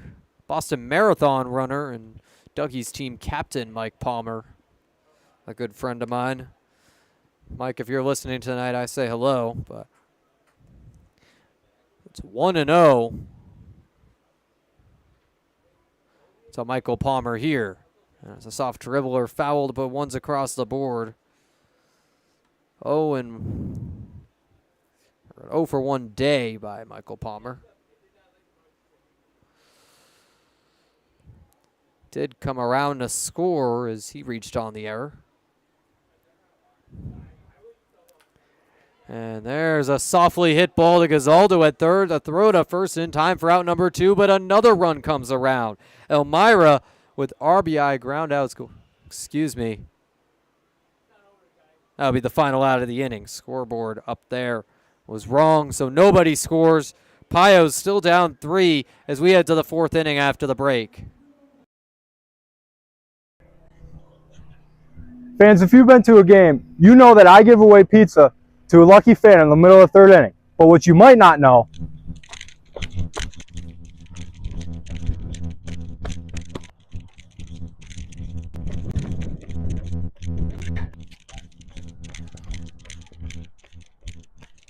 is that Sammy's is located right across the street. They've also been family owned and operated for 3 generations since 1962 and originated the half tray of pizza. But if you're hungry at the game, you can stop by the concession stand and get a slice of Sammy's for yourself.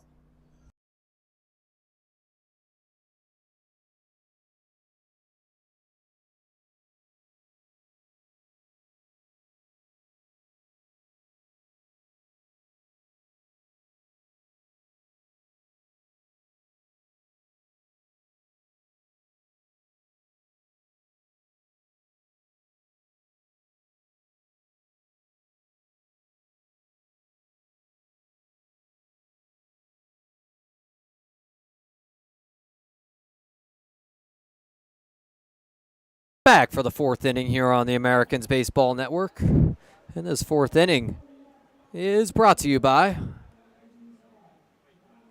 the International Brotherhood of Electrical Workers, Local 237, by Johnny Ryan Soda, and by Coca-Cola, the official soda provider down at concessions for the Niagara Falls Americans.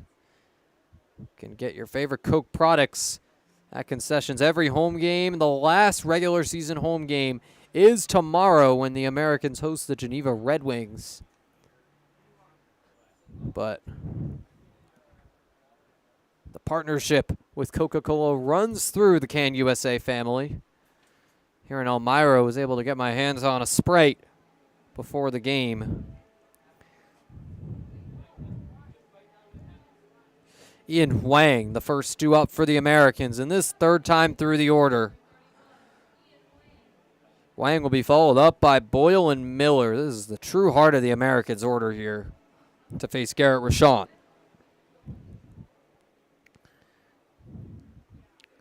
Rochon now at 2 1/3 innings in this game. Drops on the low edge for strike 1. Sun beginning to set here at Dunfield. Lights are on, and they could not be brighter for these two teams. Pioneers looking to stay alive in the playoff race. The Americans looking to give themselves a standing chance at a home game. Batavia and Jamestown not helping their case, but nonetheless, there is a chance.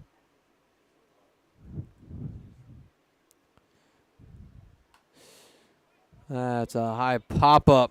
Goes foul for another strike. Ian Huang down in the count. Looking to recover here. Huang came in batting .296. In this game, though, he's 0 for 2. Reached once. It was on an error. Just outside to even up this count. Rochon looks to finish Huang, but Huang looking to be the first base runner this inning for the Americans. Swing and a miss will finish Ian. Garrett Rochon has another strikeout. That's his 3rd of the day. Brings up Gavin Boyle. Boyle 1 for 2. First at bat of the game had a single. the left fielder for the Americans. Has 3 homers and 19 RBIs on the year.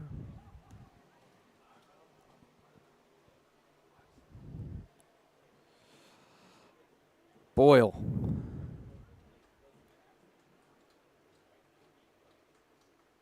With 1 down and nobody on. Set to face Garrett Rochon, and that's a high fly ball right up the middle. Coming in from center, Brett Baker, but Grabowski backs up to make the grab. 2 down. And Graydon Miller up next. Miller 1 for 2 on the day as well. Picked up his 28th RBI. Came in with 27 to this game.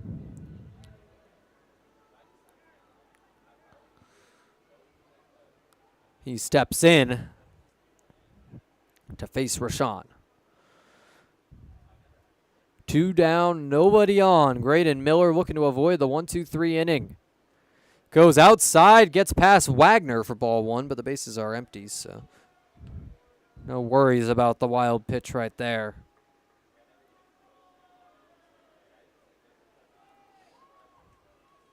Rochon with the count in his favor. So the Americans definitely need this one if they want a chance at a playoff home game, but a swing and a miss for Graydon Miller evens up the count here.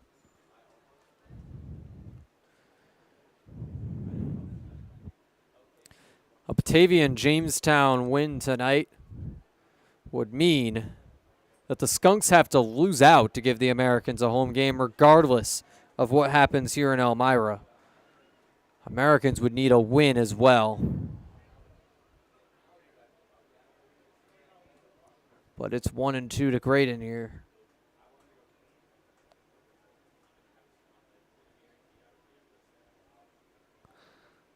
And he pops that foul first base side. The Elmira Pioneers have been very consistent in their run scoring. 1 run every inning over the first 3. The Americans with a 5-piece in the first inning, just 1 run since. So 2 pretty different profiles, despite the Americans' lead in this close game. Rochon ready for the 1-2 pitch. Here it comes. Goes in the dirt for ball 2, and it's 2s across the board to Graydon Miller. Miller's fighting here. He's had 2 strikes on the count for a good bit.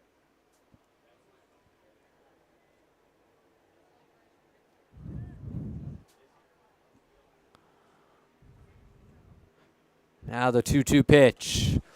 Will just get in there on the outside edge for strike 3. Graydon Miller goes down looking. The spam of the Red Sox strikeout signal. Garrett Rochon has 4 strikeouts in this game, and he wasn't even the starter. We'll send it to the bottom of the 4th inning after the break. No, I'm kind of thirsty. Me too. We could really use something. Yeah. Oh, thanks. Yankee Doodle Dan.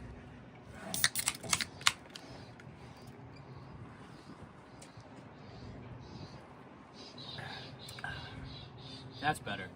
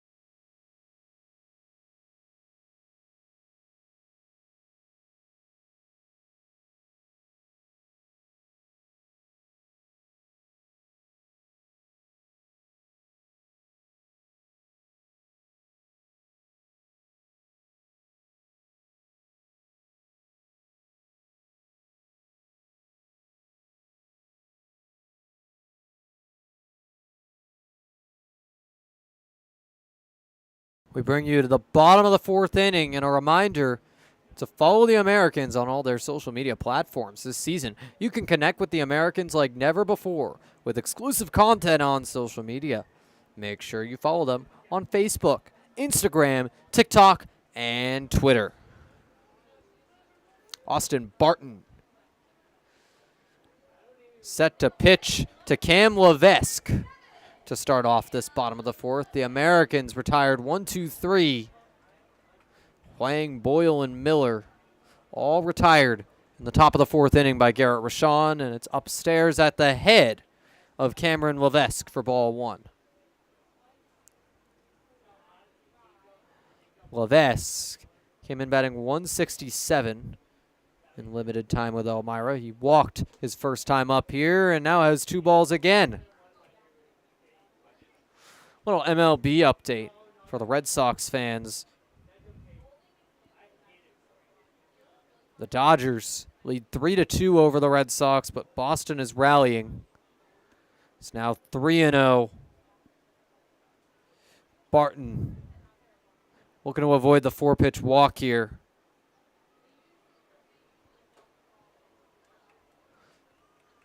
And he takes ball 4. Barton walking a man early. Looks to recover against the leadoff hitter, Aiden Grabowski. Grabowski already 1 for 2 in this game.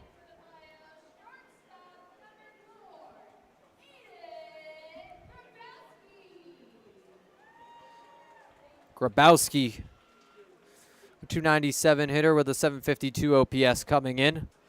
Chance to get above 300 given his 1 for 2 status in this game.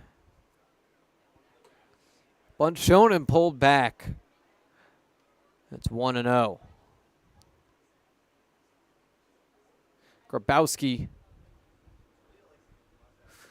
has been one of the most consistent factors in this Pios lineup. Pulls back his bunt to make it 2-0. Austin Barton has thrown 6 consecutive balls to start off this inning.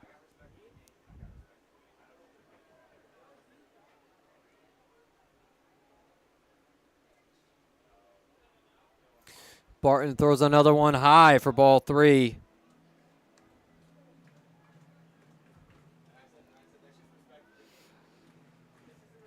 Would be rough to see another 4-pitch walk here. The Americans do have 2 more pitchers available, but it's just inning number 4 here. The Americans still need 18 more outs to finish this game, and there's another 4-pitch walk. Austin Barton meeting with Nick Pass now after 2 consecutive 4-pitch walks, 8 consecutive balls total.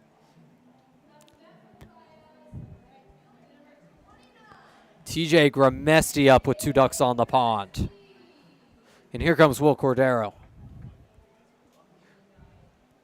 The last time Will Cordero used a mound visit, pulled Aiden Klimzak. We'll see if he does the same with Barton here, or waits for a second visit later in the game. He will wait. Barton staying out there. The Americans hoping this is just a blip in the radar for Austin and not a sign of what's to come. Can tend to spiral out of control after walks. But looking to recover right here against Gramesti.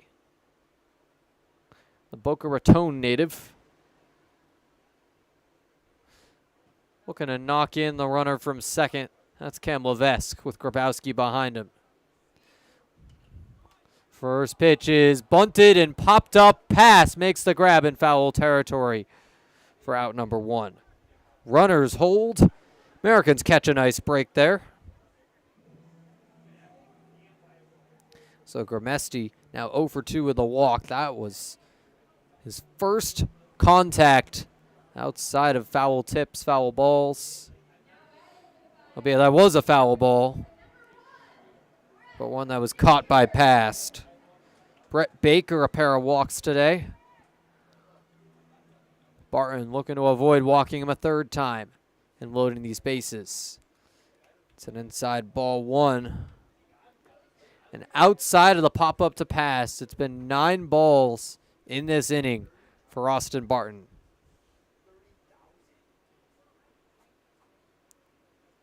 Barton Sets. And that's a high chopper to Miller. Throw to second for out number 1. Throw back to first, not in time. But runner retired at second base. Grabowski's done. And Baker and Levesque on the corners with 2 down. Now Manuel Castro up in a right-on-right matchup with Austin Barton.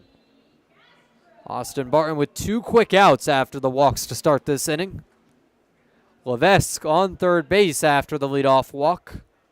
And the fielder's choice got Baker to first base. Strike 1 on the outside edge of the zone for Austin Barton. So Barton gets this count in his favor early. Can he keep it up? Big cut and miss on the low pitch right there. Castro going chasing. Manuel is 1 for 2 on the day. Hasn't struck out yet, but Barton looking to change that. Down to the final strike in this 4th inning. And it's a foul ball. Baker had second, but has to go back. Americans out hitting the Pios 6-5 in this game.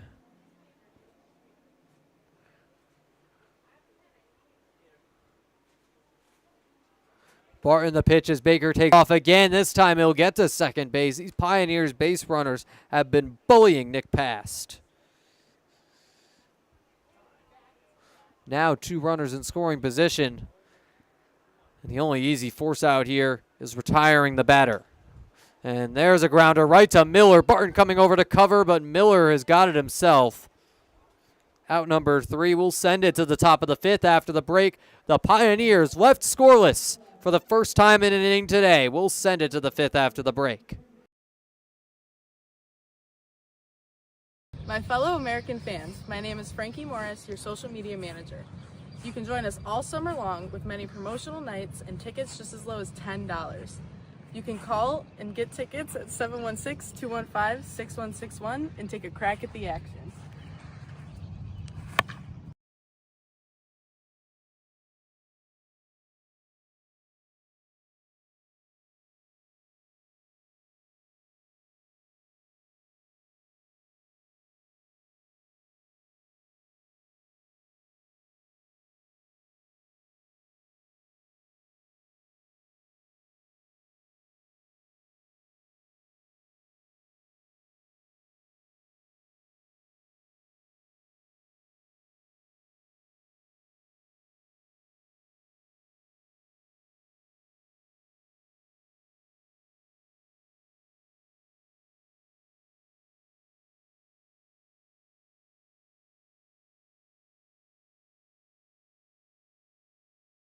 As the sun continues to set here at Dunn Field, we bring you back for the top of the 5th inning. Americans have Carmen Panaro due up alongside Chris Gazaldo and Shane Prey. This 5th inning brought to you by Tropical Heating and Cooling. You can call 716-870-0753 for expert service. We'll also give you a look around the PGCBL for the 2nd time today. Jamestown Tarp Skunks narrowly lead the Niagara Ironbacks. It's 2-1 there. The Ironbacks have quietly put together a hot streak. They're at 10 wins on the season, so not necessarily a guarantee the Americans beat them on Sunday. Auburn Doubledays up 4-2 on the Pilots. Doubledays and Pilots played 3 over the course of the weekend. Muck Dogs up 9-1 over the Red Wings. And the Americans leading these Pioneers 6-3. So all 4 playoff teams, at least the ones in the current playoff picture, leading there. And if this holds up, Elmira's season will be over. The Doubledays will be locked in. And everyone will be closer to locking up their seeds. Upstairs for ball 1 to Carmen Panaro.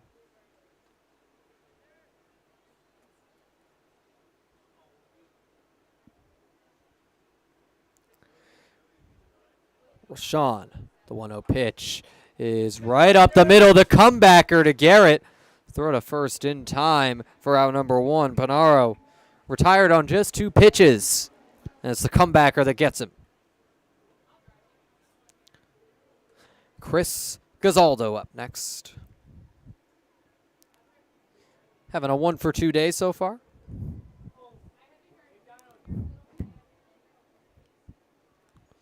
Looking for his second hit of this game. These teams have 2 errors apiece.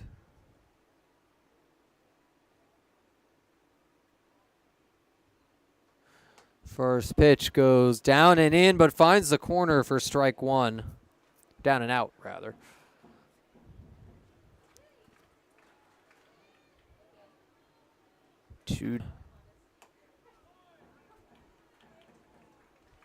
Or rather 1 down, but 2 strikes on Gazaldo here. Pioneers scoreboard operator. An eager beaver over there. But it's 1-2. Gazaldo looking to avoid being that second out.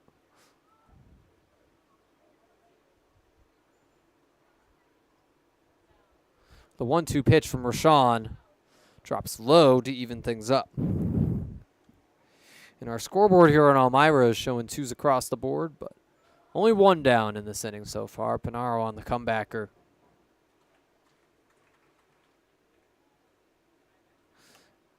It's a floater into foul territory. Smith chasing it down, makes the grab, and there's the second out Elmira's been waiting for. Shane Prey up next. 1-for-1 with a double and a hit by pitch. Prey, one of just 3 Americans with extra bases in this game alongside Graydon Miller and Connor Kiefer. Each of them have doubles, no triples or homers for Niagara Falls in this one thus far. See if they can change that here with Prey up to bat. If anything, it would be a home run. Prey not exactly the type to have triple speed, but it's fouled off for strike 1. Prey doesn't have a homer yet this season. However, 9 RBIs and plenty of extra base knocks. The 0-1 pitch goes low and away to even things up. Prey. Praying to avoid the 1-2-3 inning.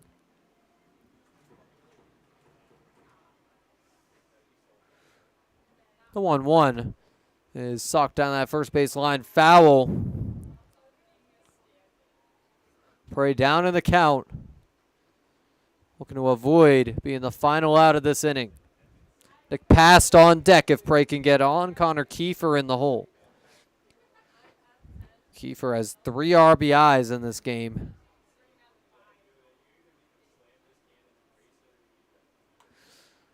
It's another foul ball right behind the plate.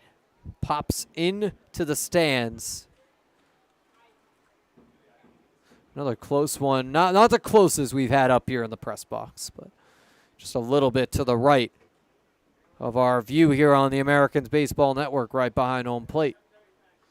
Beautiful press box here at Dunn Field. Thank you to Mark Witt as well as Robbie and Nellie Nichols for hosting us. Check swing, and Prey is retired. Strike 3 by Garrett Rashawn, his 5th strikeout of this game. We'll send it to the bottom of the 5th. Speaking of 5s, after the break. Fans, if you've been to a game, you know that I give away pizza to a lucky fan in the middle of the 3rd inning. But what you might not know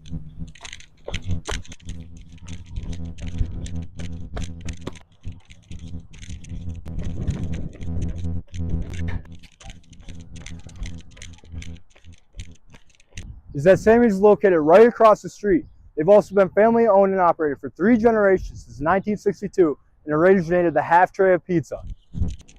But if you're hungry at the game, you can stop by the concession stand and get a slice of Sammy's for yourself.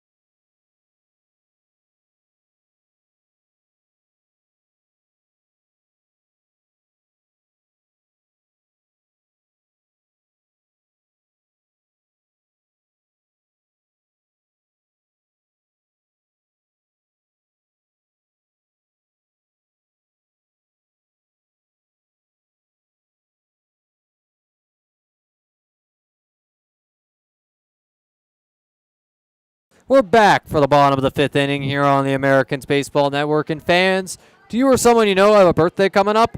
Why not spend it with the Americans? Packages include 10 tickets, 2 large Sammy's pizzas, 10 drinks customized, Wegmans cake, autographed Americans Baseball, special recognition at the game, and much, much more. Starting at just $175. Sponsored by Wegmans and Sammy's Pizza. You can sign up online at NiagaraFallsAmericans.com.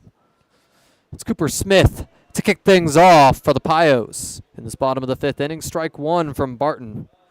He's really started to settle in here. Weiner into right field. Pinaro chasing it down, but it drops in front of him. Base hit for Cooper Smith. The Pios hit of the day.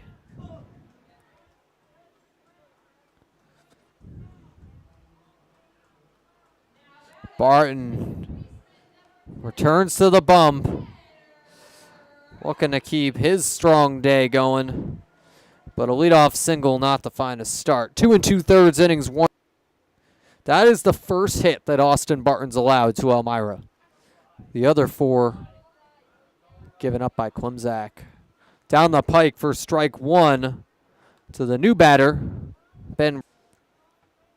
Rhodey was an outfielder to start the season. Connor Kiefer of the Americans doing the opposite. You saw him at second most of the season, now in center field. Outside edge and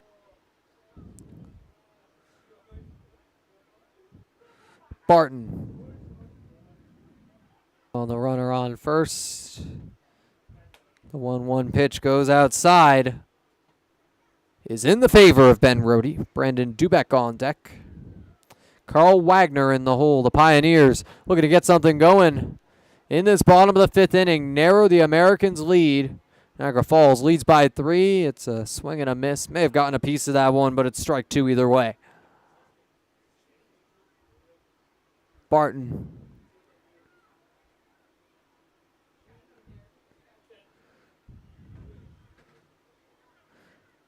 Checks on his base runner. Now delivers. It's another fly ball. This one into right center. Pinaro and Kiefer both there. Kiefer makes the grab for out number 1. Connor Kiefer looking to prove his place in center field. Going to be between him and Carmen Pinaro for playoff center fielder. Pinaro's in right tonight. Either way, though, both likely be in the playoff batting order. Brandon Dobeck up next. With the runner still on first, Cooper Smith. Only a twin killing could end the inning right here. That goes over the head of the new batter, Dobeck, for ball 1. Would also be a good time for strike 3. Barton 3 strikes away. But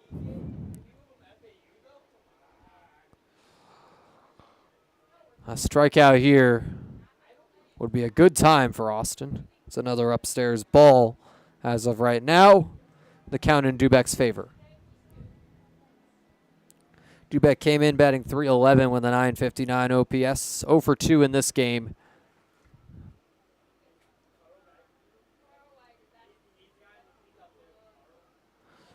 Barton sends it right down the pike. That finds the inside part of the plate for strike 1. So 2-1 count. With 1 down and 1 on. The fly ball into left field. That's going deep. And that ball is out of here. Brandon Dubeck goes yard. The Pioneers have cut this lead to 1. Austin Barton, the second hit he gives up is a home run, Elmira.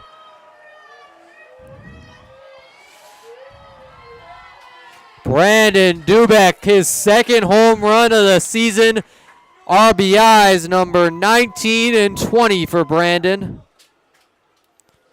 That's his first hit of the game. Pioneers now tie the Americans in the hit column and 1 run away from tying this game. A timely homer for Brandon Dobeck.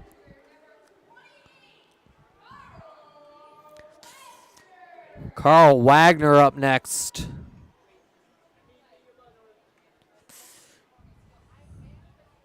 Barton, an outside ball 1 to start things off. Wagner looking to help the Pioneers tie this game after the homer by Dubek. It's 2-0. And the Pioneers need to win tonight to stay in the playoff picture, but they also need Auburn to lose. Doubleday's up 4-2 on the Pilots right now. It's outside for another ball. If the Americans want any chance to host a playoff game, they would want to win in this game tonight. But ball 4 on the 4-pitch walk.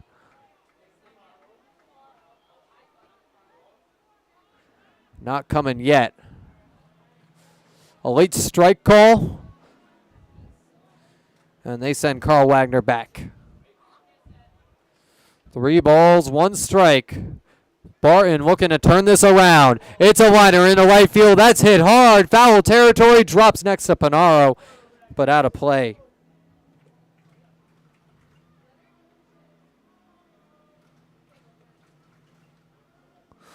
Count is all filled up. Stakes are high for Elmira.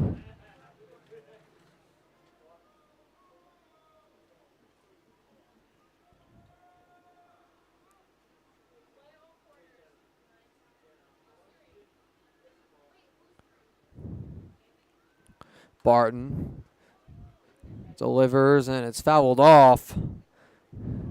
Keeps Wagner alive with the bases empty.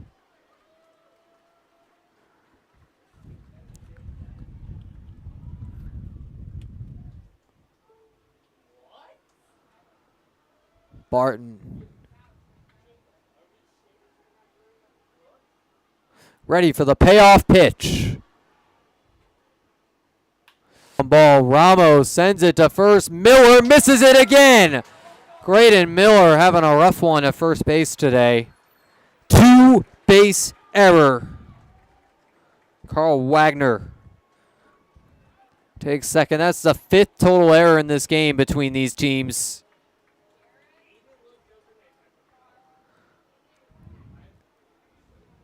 And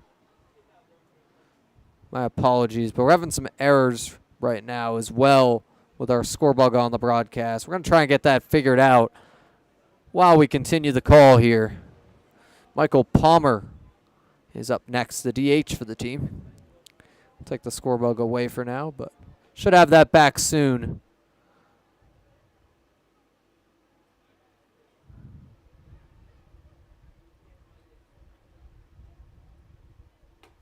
Swing and a miss for strike 1.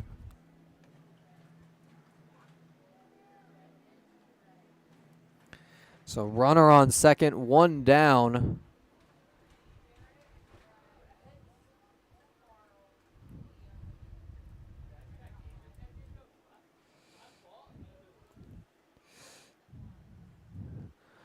My apologies. This is part of the process to get our score bug back, but Barton has Palmer at 0-1.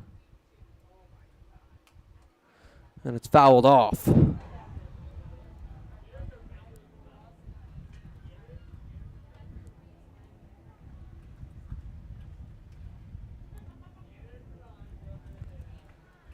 Austin Barton looking for the final strike here. Here's the pitch, and it's upstairs for ball 1.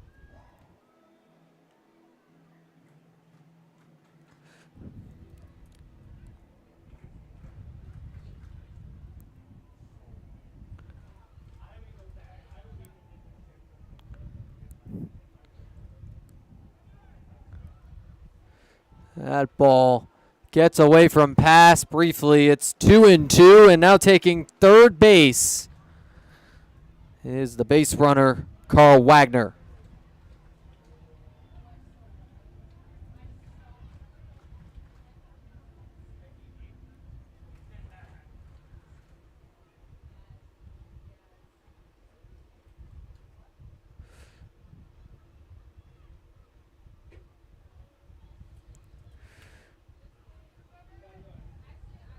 There we are. Our score bug has returned.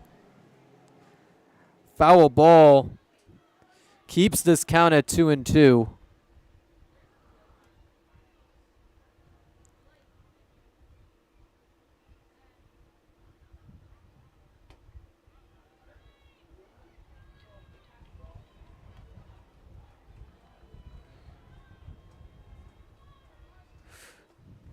My apologies for that.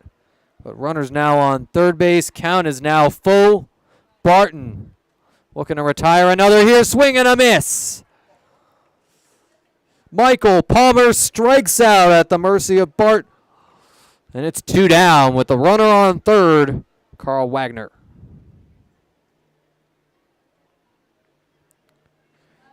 Batting next is Cameron Levesque, the final hitter in this Pios order.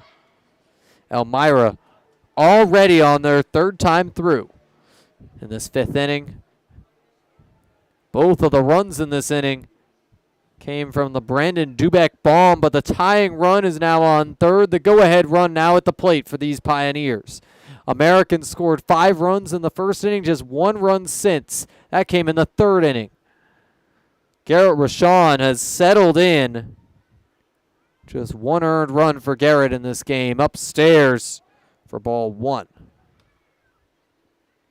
Rashawn has gone 4 1/3 after 2/3 of an inning for Bobby Boeing, in which he gave up 5 runs. Elmira errors hurt him, but it's a fly ball into center field. Kiefer backing up, and he rises up to make the grab for out number 3. That'll do it for the 5th inning. We'll send it to the 6th after the break. My apologies for the score bug errors, but we are back here on the Americans Baseball Network through and through, and we'll take a quick break before the 6th. No, I'm kind of thirsty. Me too. We could really use something. Yeah. Oh, thanks. Yankee Doodle Dan.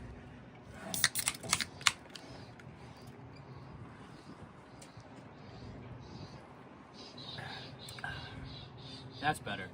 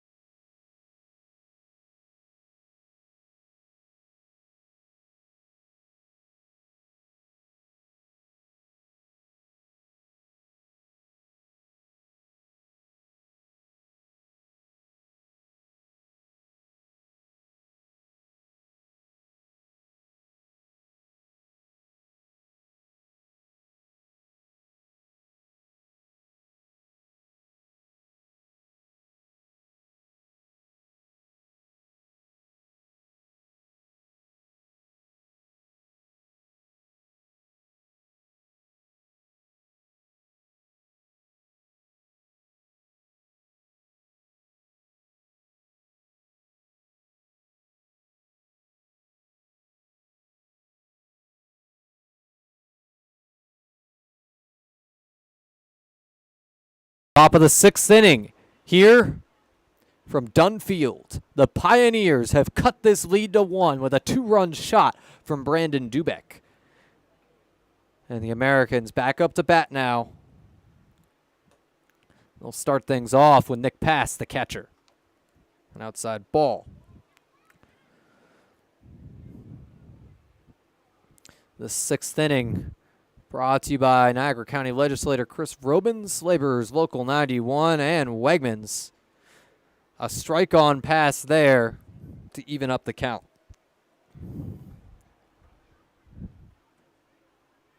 Nick passed. 1 home run on the season. That came in Canada. He fouls it off to make it 1-2. 0 for 2 day with a strikeout. But came in batting .229.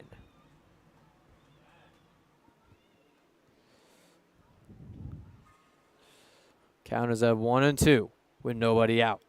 The Americans have passed Kiefer and Ramos slated to bat this inning.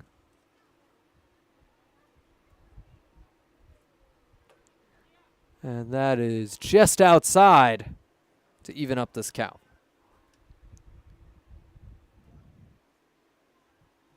Pioneers inning stretched a while, but it ended on the 3rd time up for Cam Levesque, and it's a pop-up to keep Past alive in foul territory.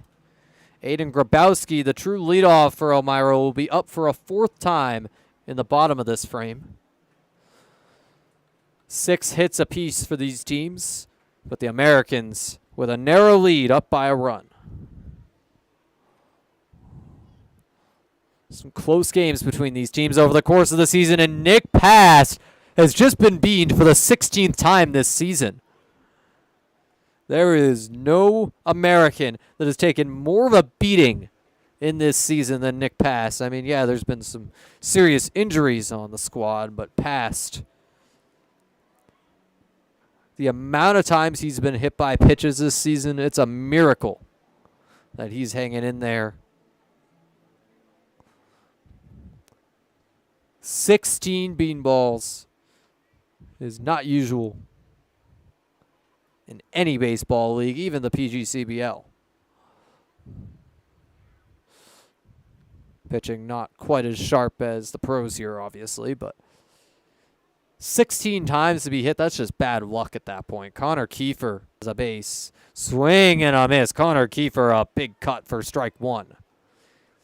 The thing about Connor Kiefer is he's usually good for a hit every game, but his other at-bats sometimes have mixed results.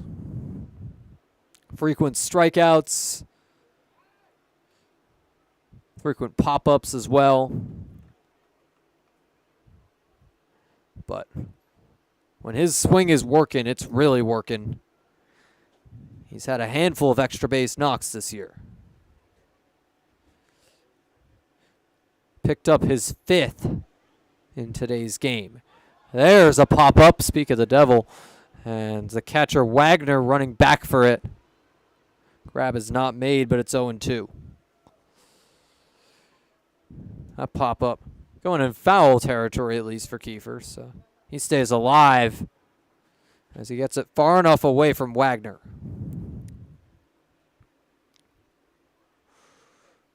0-2 on Connor. He looks to recover here. He's 1 for 2 on the day. He had a double. Reached on an error. Pickoff attempt at first, unsuccessful.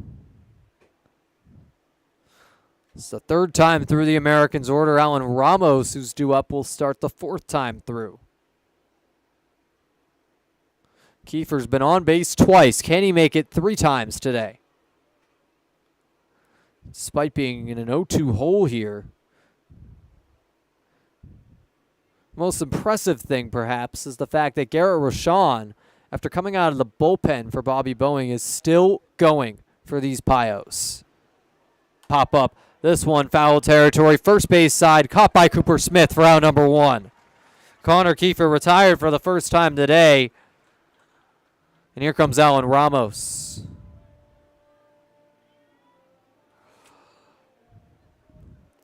Gotta give props to these DJs. Man or Muppet, that is a killer walk-up song.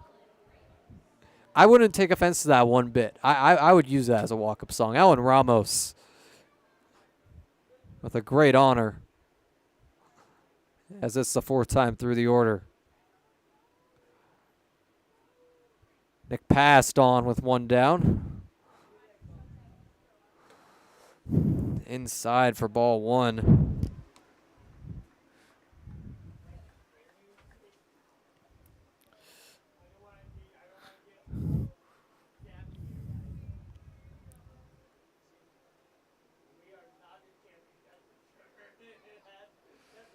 Rashawn ready for the 1-0 pitch.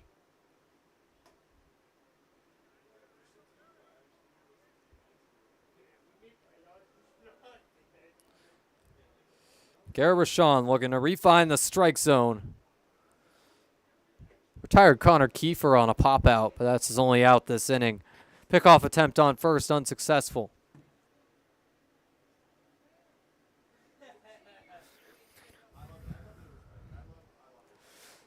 Alan Ramos with the count in his favor.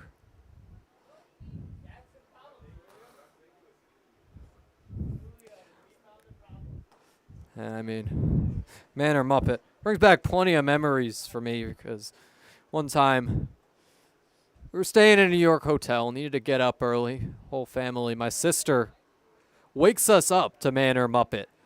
And I mean, yes, annoying at first, but by the time we really realized what was going on, we were all dying laughing.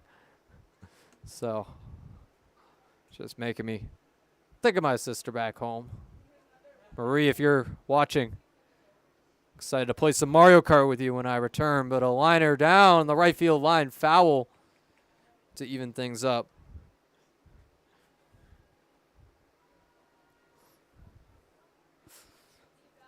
It's now 2-2.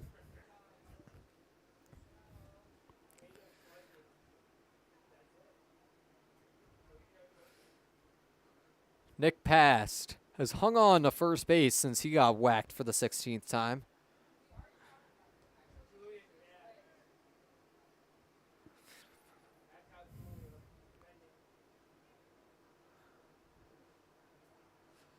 Two-two pitch.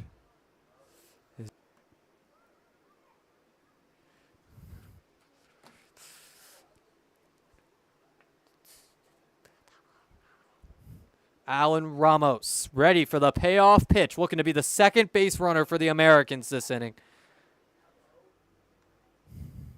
Ramos came in a .250 hitter, but today looking for his first hit.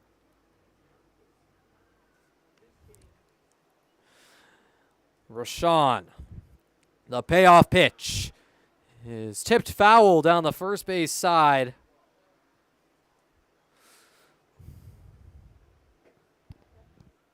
Garrett Rashawn returns to the ball. Rashawn has 1 retired and 1 on base with this full count. Stakes are high as the Pios are looking to keep this within a run. Need a win and an Auburn loss to stay alive in the playoff race. And now pass takes off. Heads for second. It's strike 3 on Ramos. But at what cost? Nick Paz gets into scoring position with 2 down. And Ian Wang up to bat. Wang 0 for 3 tonight with a strikeout, but also reaching on an error. If he can reach again, chance for Pass to advance. Pass, not your fastest of base runners out there, but if nothing else, a very, very smart base runner. Any wild pitch, Pass is taking off. He knows, being a catcher, how catchers operate. He knows when he can take a base. Has eagle eyes on Carl Wagner right here. Rashawn throws one on the outside edge for strike 1.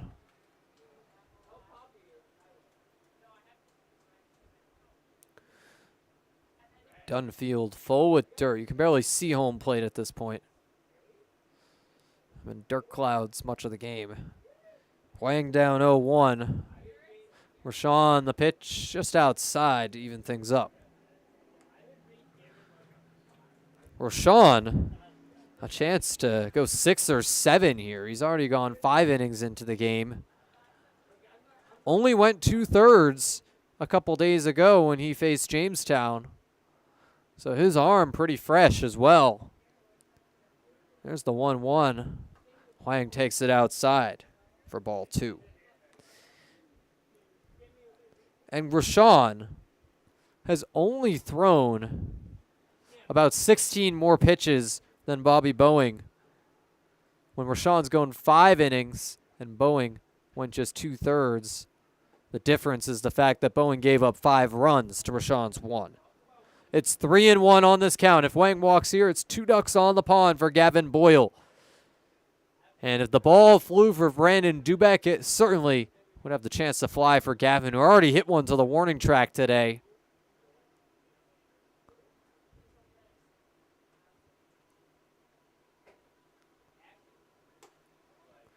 Another full count for Rashawn. He's had a lot of those this inning.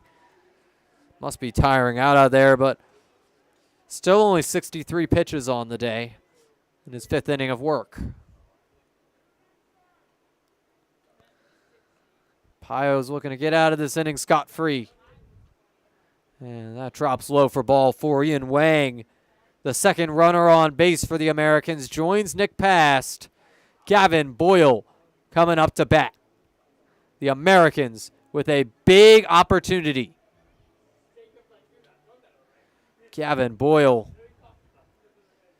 finds himself at 1 for 3 on the day. One of those, a deep fly out. Andrew Drum coming out to speak with Garrett Rashawn for the first time today. Drum, the manager of the Pioneers.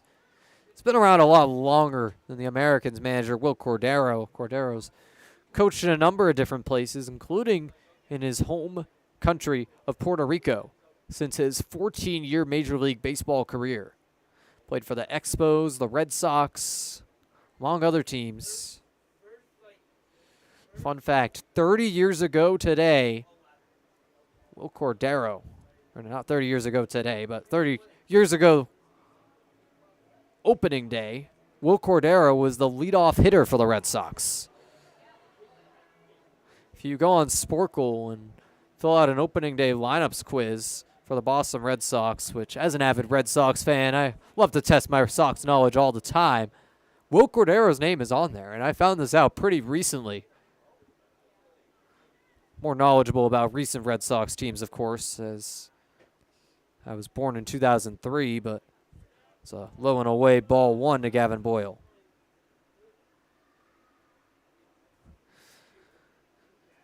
Huang has a lead on first. Nick Past has a lead on second.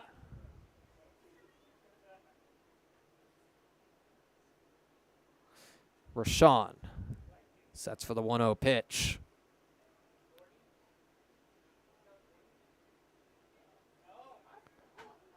Here it comes. It's just outside to make it 2-0. A walk here would load up the bases for Graydon Miller. That's not a guy you want to face with him juiced. One of 2 Americans on the active roster still batting above 300 for this team, alongside Shane Prey. But Gavin Boyle up to the plate right now, takes a strike on the inside edge. Came into the day batting .270 with an .834 OPS. Looking for RBI number 20 here. Possibly even more than that if he goes yard. Has the count in his favor. See if he swings on the 2-1. No, he takes it outside. Gavin Boyle looking to get on somehow, whether it be a walk or something bigger. All depends on where this next pitch goes.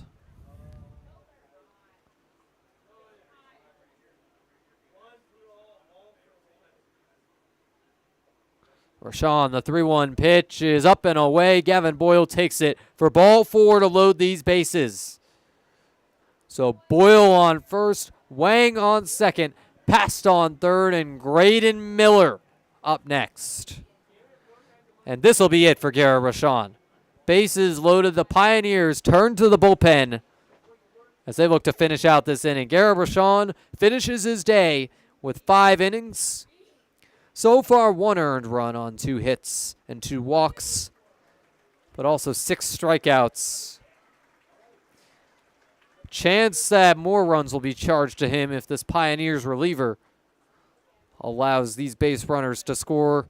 All led on by Rashawn. Boyle on first base, Hwang on second base, passed on third, and here comes the new pitcher. We'll get you word on who it is in just a moment.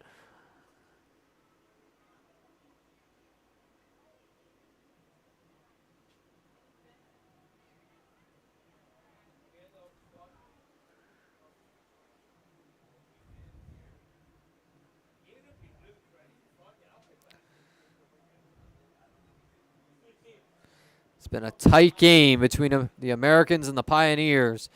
Looking for who Elmira turns to in an effort to stay alive and have a chance at this W.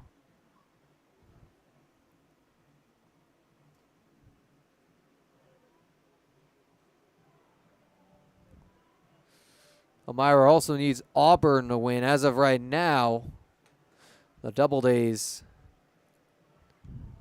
playing the Newark Pilots. And the latest update, the Auburn Doubledays have won 4-2 over Newark.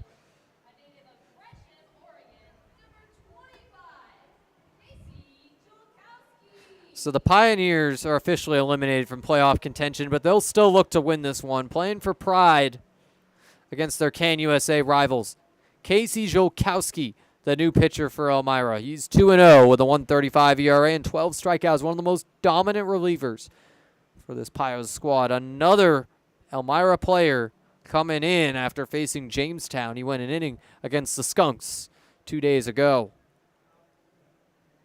Muck Dogs have also officially secured the victory over the Geneva Red Wings 14-4. So Batavia and Auburn, with just 2 games left, add another win to the book.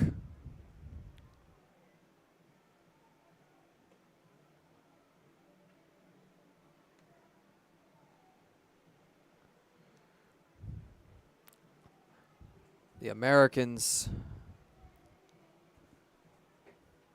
still hoping for a home playoff game, but at this point, the Batavia Muck Dogs have clinched a better record than Niagara Falls, so the Americans will have to hope the Jamestown Tarp Skunks are the team to collapse and allow Niagara into that number 2 seed. As Batavia has just 2 games left, the Americans, even if they won out, needed either 3 Batavia losses or 2 in a tie to get that 1 seed. But now it does not matter what the Muck Dogs do. The Americans, best they can do is a 2 seed, and they need Jamestown to lose twice. They are tied 2-2 with the Ironbacks, so this game is not locked up for the Skunks.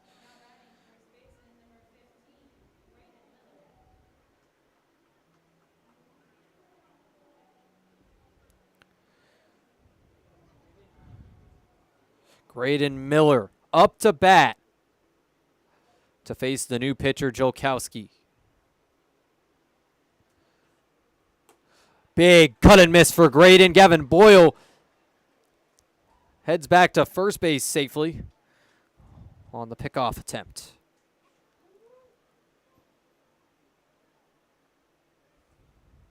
Boyle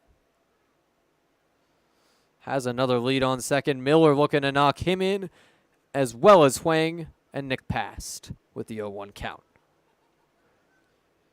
Jolkowski 0-1 pitch. Jess finds the outside edge of the zone for strike 2.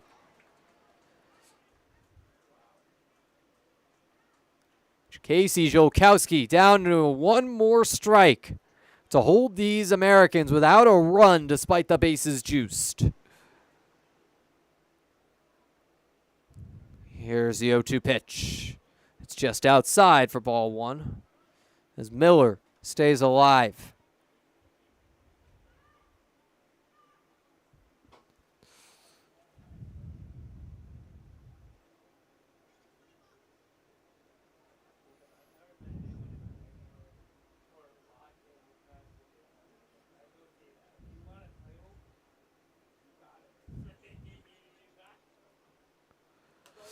And that's a high pop-up for another foul ball.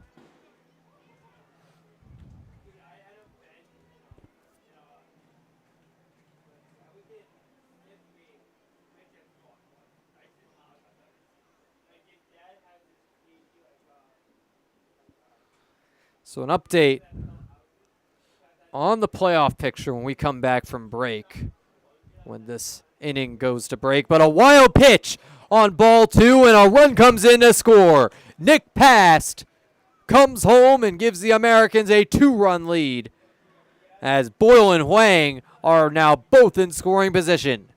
2s across the board, but Casey Jolkowski with a costly wild pitch.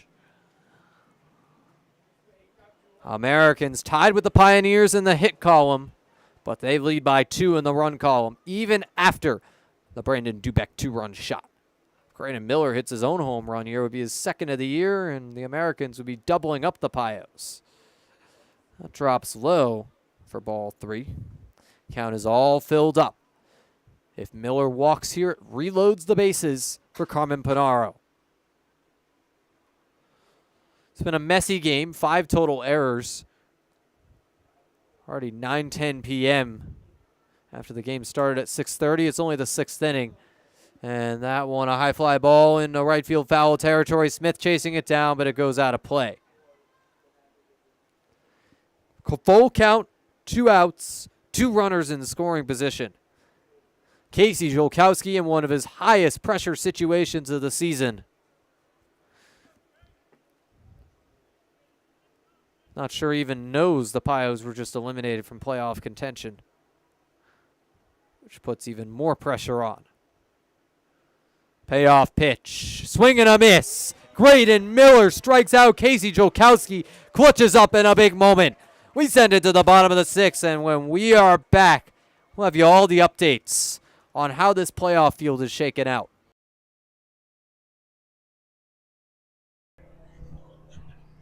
Fans, if you've been to a game, you know that I give away pizza to a lucky fan in the middle of the 3rd inning. But what you might not know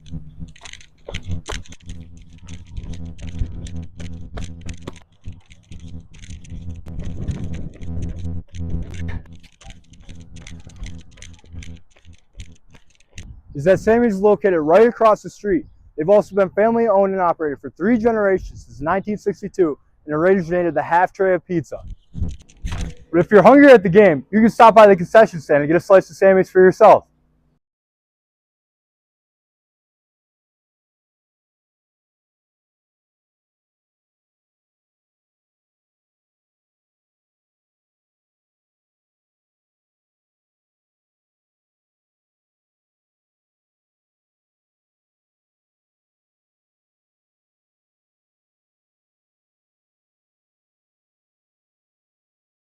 Back for the bottom of the 6th inning, and we'll give you an updated look at the Americans' playoff scenarios. If the Americans win out over these next 3 games, they have a chance at the 2 seed and a home game. That's given the Tarpskunks lose 2 of these next 3 games. They play the Ironbacks the next 2 days, and then Batavia on Sunday. If the Americans go 2-1, they can get a 2 seed with Jamestown losing all 3, or losing 2 and tying 1. They'd be at least a 3 seed with 1 Auburn tie or loss, and a 4 seed otherwise. The Americans do go undefeated. They're guaranteed at least a 3 seed. That's the good news for Americans fans. But if Niagara Falls goes 1-2, they are at best a 3 seed and go on the road for game 1 of the playoffs. If they lose all 3 of these next 3 games, they cannot be any higher than the 4 seed. The Elmira Pioneers now out of this playoff picture, so the Americans really only have to worry about Batavia, Jamestown, and Auburn at this point, and Batavia has locked up a higher seed than Niagara Falls. So in this final week, the teams that matter most to the Americans outside of their own success would be the Tarpskunks losing games and the Doubledays not winning out against these Pilots. Aiden Grabowski up first for the Pios in this inning. Pioneers now down by 2 runs. after the Americans scored Nick past on a wild pitch.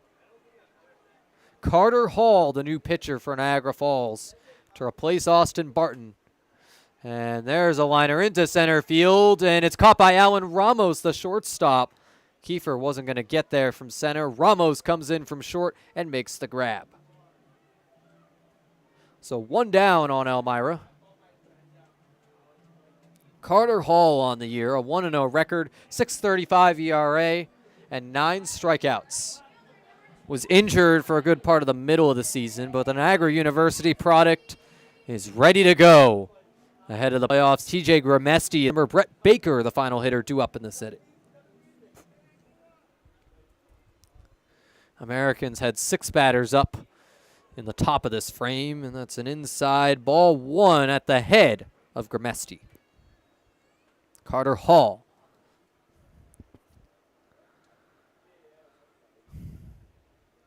Looking for a clean inning against these Pios. Big cut and a miss. 1s across the board. So far, Auburn and Batavia, Auburn to clinch their playoff berth and Batavia to stay in their playoff berth, have won their games. If Jamestown and the Americans win theirs as well, all 4 playoff teams will have won in tonight's action. It's a foul ball for strike 2. There's a chance for this to happen again tomorrow as Batavia plays Elmira and the Americans play the Red Wings, with Skunks and Ironbacks, Doubledays and Pilots reprising. But Sunday, the Skunks and Muck Dogs face off in a game that could be for the number 1 seed. A close shave for ball 2 puts the count at 2-2. Gramesti with the bases empty and the count even. We'll see what he can do here against Carter Hall. It's a late one here at Dunfield. Already 2 hours, 45 minutes into the game as ball 3 goes low. It's just the bottom of the 6th inning. These Americans will be lucky if they get back before 2 a.m. this evening. Excuse me.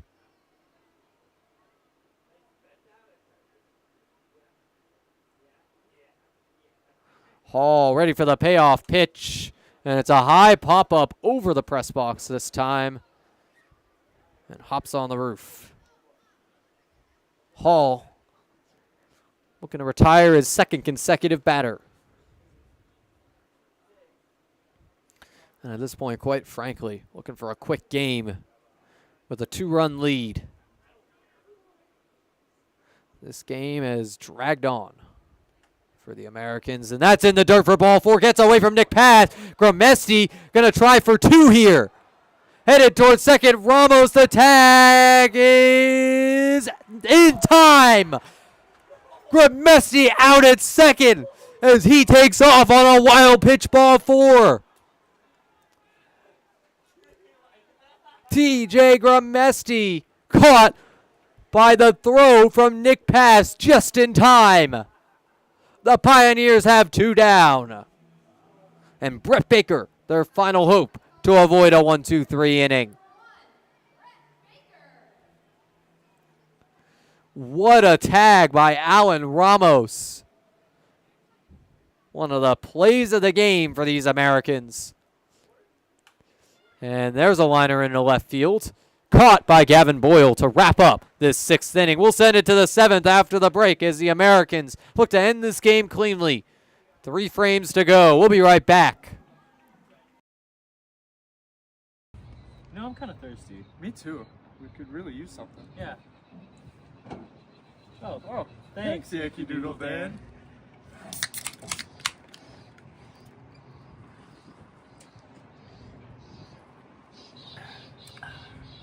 That's better.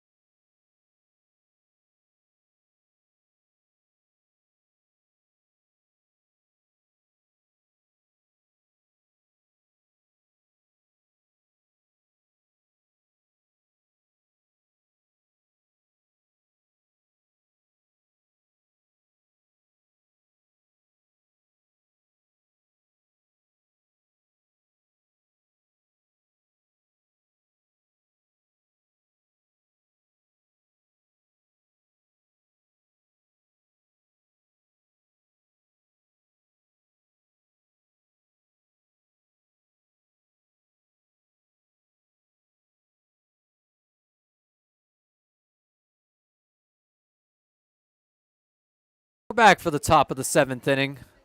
3 more frames to go in this game. Panaro leads things off for the Americans in the top of this one. 7th inning brought to you by Elks Lodge of Niagara Falls, Bikers Against Child Abuse, the Stalka Agency, and Red Robin Gourmet Burgers and Brews. Panaro, the first hitter for the Americans this inning, takes strike 1 down the pike from Casey Jolkowski. He already struck out Graydon Miller. Now Panaro looking to recover from the 0-1 count here. 217 hitter coming in today, 779 OPS. Check swing, it's a strike anyways. Panaro pulled it back, but it found the low edge of the zone.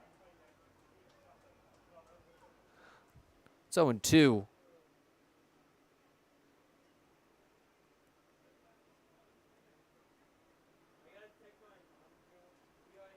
O2 pitch goes behind the back of Panaro for ball 1. Pio's pretty lucky there weren't runners on base there.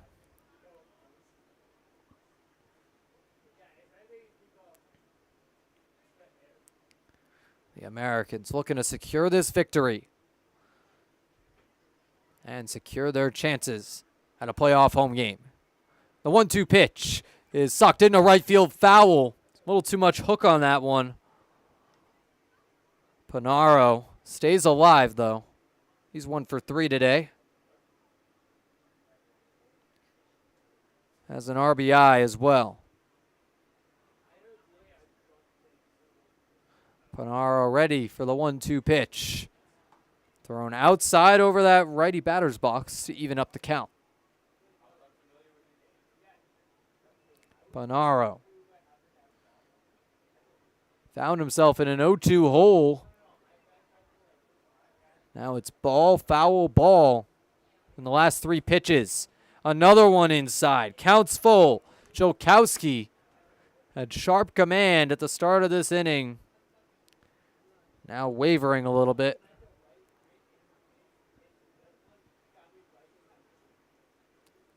Panaro set to be followed up by Chris Gazaldo and Shane Prey in this inning. There's a high fly ball in the right field. It goes foul and out of play. But some nice hard contact from Carmen. Count's still full. And this top of the 7th inning, the Americans looking to add some insurance. Jolkowski throws it outside. That's ball 4 to Carmen Panaro.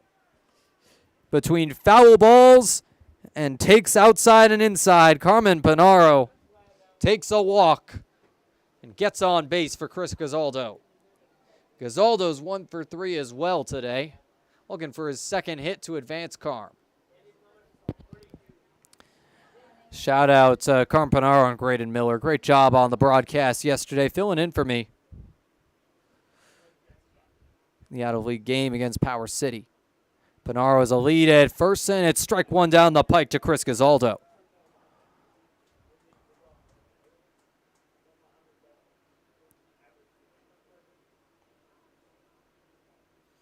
Jolkowski, the throw to first, not in time. Panaro's safe there. The 0-1 hole for Gazaldo to climb out of. Product of Panola College.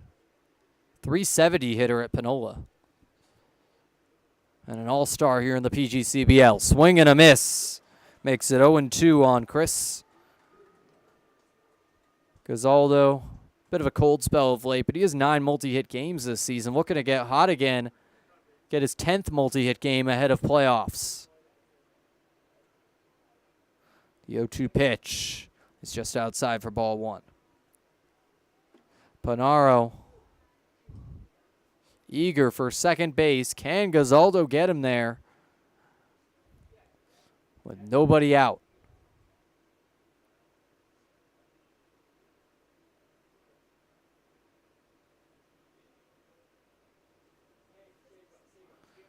One-two pitch fouled off again.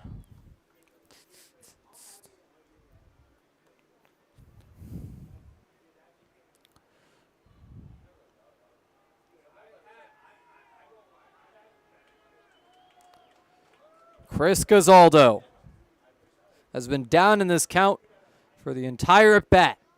Can he recover against Jolkowski, the dominant Pios reliever?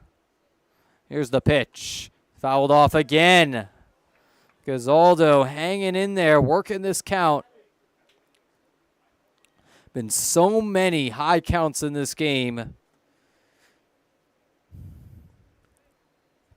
A grand total of over 200 pitches thrown.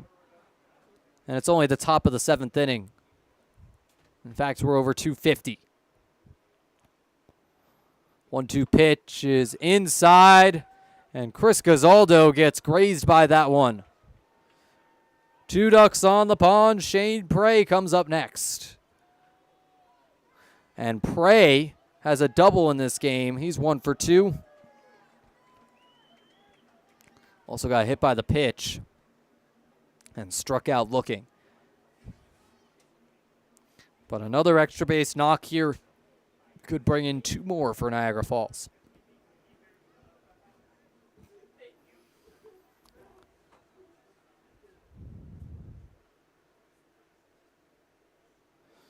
We're approaching the 3-hour marker in this game.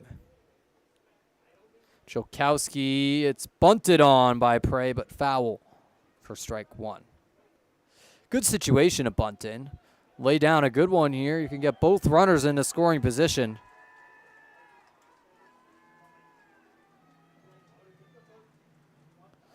Prey steps back in. Spent last year at SUNY Portal. The 0-1 from Jolkowski. It's just outside. Count is even.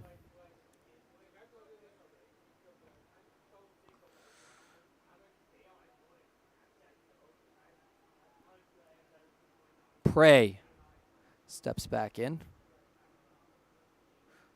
308 hitter coming in today. Looking to stay above 300 headed into these playoffs. Another upstairs ball. It's just outside as well. Makes it 2-1. Prey takes upper outside corner. Showing the patience. Looking to advance these runners into scoring position. Panaro's on second. The lead runner. Gazaldo behind him at first. Jolkowski, the 2-1 pitch. Swing and a miss to even things up. Shane Prey had a 2-hit game against the Newark Pilots on Tuesday. The first hit of the day for the Americans in that one. Him and Huang with 2 hits apiece. But it was, quite frankly, poor defense from Newark and strong pitching from Hudson Boring that won the Americans that game on Tuesday evening. Another foul ball, this time by Prey. The foul tip right behind the plate. Makes it 2-2. Tonight, it's been errors galore. 5 combined between these two squads.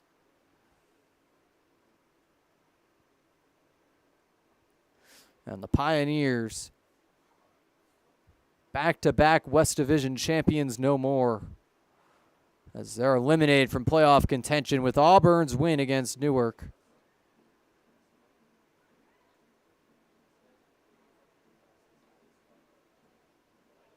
Jolkowski, the 2-2 pitch, goes outside and gets away from Wagner.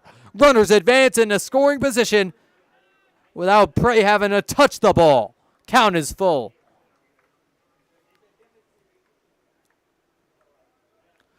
Shane Prey. If he walks here, it loads up the bases for Nick Past. Past last time up, he got hit by the pitch. Dunn Field unique to a lot of other PGCBL fields. The path of dirt from the dugout to home plate. The dugout is all dirt as well. No flooring in there. But a classical look to the stadium.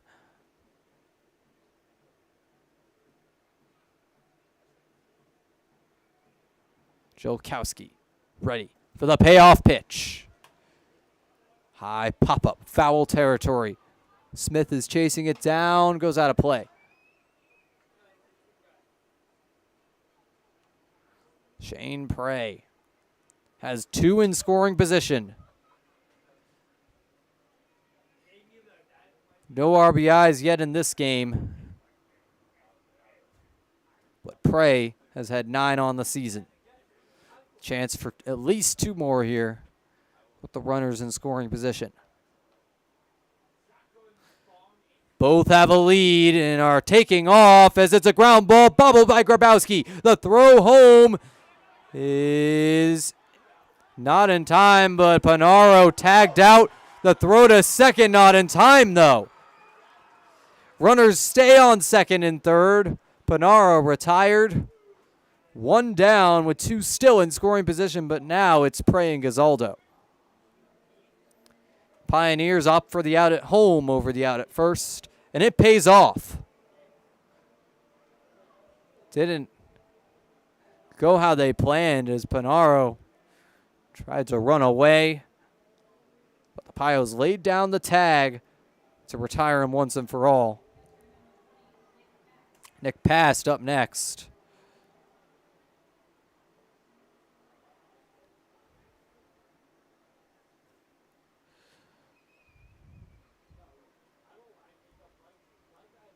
Past.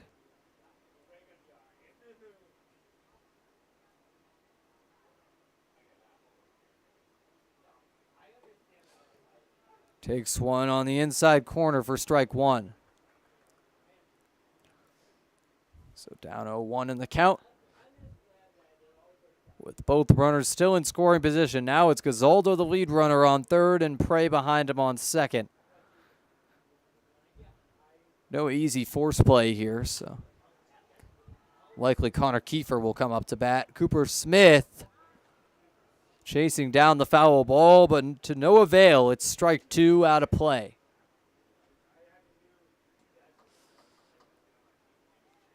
Chance starting in the stands here at Dunfield as the Pioneers look to escape the jam without a run allowed.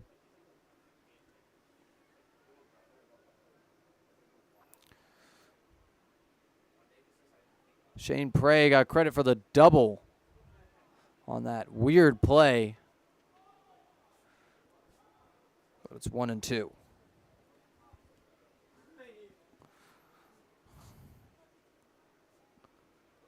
Passed. Looking to get on here. Ideally advance these runners. Connor Kiefer is on deck. Just outside to even up the count. The pitches keep coming in this game. Total pitch count in the game is at 271 between these two teams. It's the top of the 7th inning, mind you. And we're over 3 hours in. Line shot into right field. Gramesti coming in, makes the grab. Won't even need to throw home. Chris Gazaldo stays on third base as the Pioneers get a much-needed out number 2 without any damage. Connor Kiefer, the final hope to knock in these runners for the Americans. If he walks here, we'll load the bases for Ramos, and he could as well, but Americans, nonetheless, down to their final out in this inning. There's been runners on almost every single inning in this game.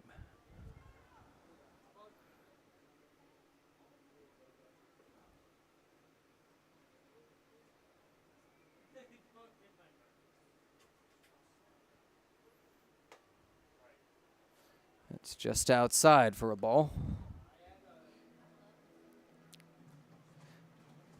There are just 4 innings in this entire game where nobody's been left on base. Every one of those innings came without a run, without a hit, and without an error. 3 for the Americans, 1 for the Pioneers. It's just outside for ball 2. Kiefer working this count. First base is open for him. Open for business in this top of the 7th.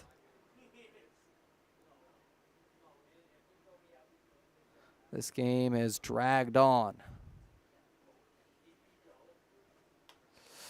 High fly ball into left field foul territory. Chased down by Castro at third, and Levesque stayed in his spot in left, but it's 2-1 as that goes out of play. Connor Kiefer still up in this count and looking to take advantage of that.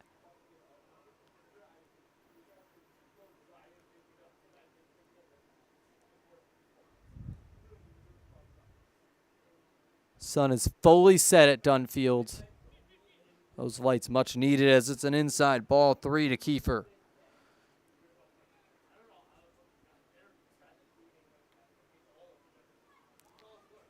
Beating on the mound between Wagner and the pitcher, Jolkowski.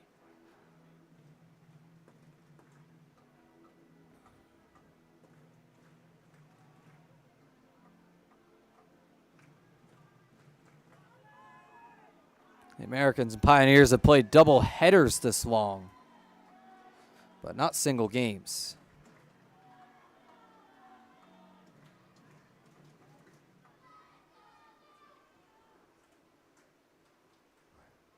Back in steps Kiefer with the count at 3-1.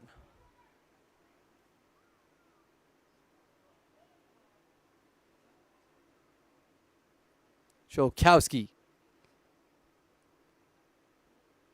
ready for the 3-1 pitch. Leans forward. Now back in position. He delivers, and Kiefer pops it up. Left side foul territory, goes out of play. Count is all filled up. Connor Kiefer, frequent pop-up victim, but right there, his pop-up lands to keep him alive. With the count all filled up and 2 down. Casey Jolkowski, the chance to get out of this inning without a scratch. Can he do it on the payoff pitch?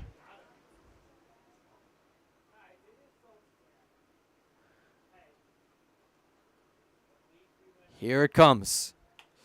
Liner into left field over the head of Grabowski for a base hit.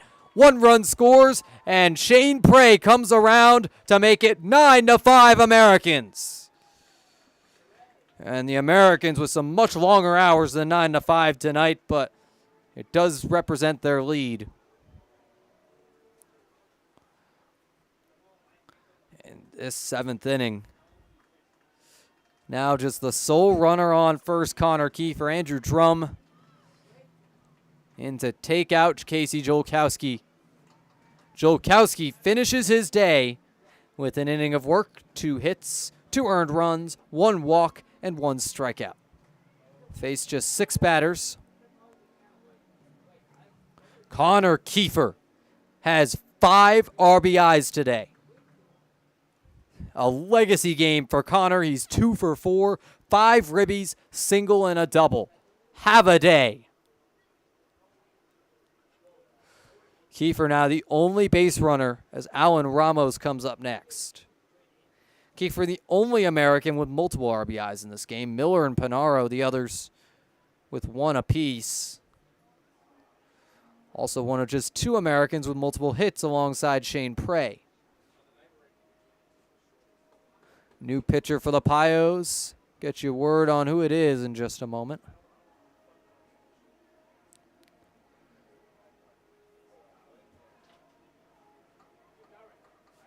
It's Sam Watts, another pitcher who appeared against Jamestown.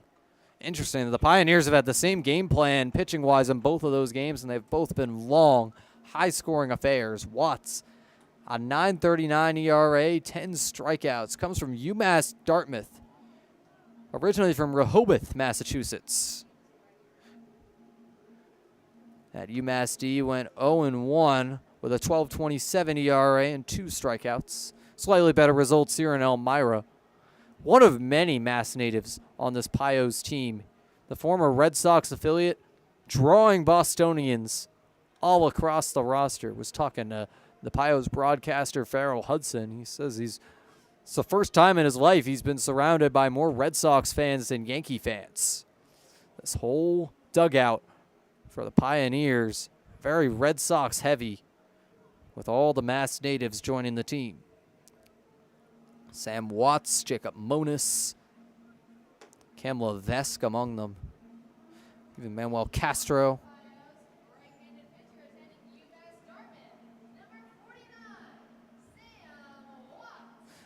And here comes Watts. First batter he'll face is the leadoff man for the Americans, Alan Ramos, up for the 5th time today in 7 innings. 0 for 3 with a walk and 2 strikeouts. Both of his Ks came looking. In fact, the Americans have only struck out swinging twice tonight. Their other 6 Ks came on looking punchies. Kiefer with a lead towards second. He takes off on the first pitch to Ramos. It's over his head, and Kiefer is in scoring position just like that. 1-0 to Ramos. Now a chance to knock in Connor for his first ribby of the day. Kiefer, despite 5 RBIs, has not come around to score yet. Has a lead towards third base now, and it's an inside ball too. And just how the Pioneers were bullying Nick Pass with the steals early in the game, the Americans doing the same to Carl Wagner as he tires late in this game. Americans now out-hitting and outscoring Elmira by significant margins. And that's a ground ball. Gets through. Smith and Rohde at first and second for the base hit. Kiefer coming around trying to score. He gets there. Ramos into second. He's got a single and advance on the throw to score Connor Kiefer and make it 10-5 Americans. Niagara Falls has scored 19 runs over their last 2 PGCBL matchups, and the Pioneers have given up a total of 25 between the Jamestown game and this one. How about that for Niagara Falls? Ramos now on second base. Ian Huang with the chance to knock in a run and keep this rally going. If the Americans can really get this game out of reach for Elmira, there's a chance to get this into mercy territory. But the Pioneers looking to prevent that. It's 1-0. As Ian Huang, still batting from that left side, comes up looking for his first hit. Ramos now a big lead on second. Leads the remaining Americans players in steals. Grant Moore leads them on the year, but had to leave after an injury. Ian Huang looks to knock in Alan Ramos. Chance these two will be playing together at St. Peter's next year. And right now they've been sharing the middle infield for the Americans as well.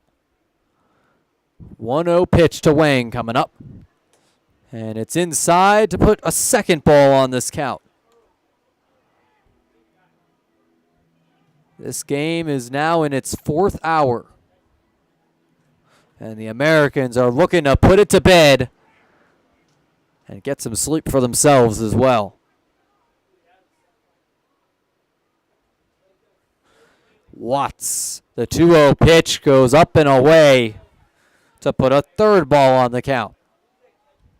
This is the most runs any team has scored in a frame since the Americans scored 5 in the very first inning of action.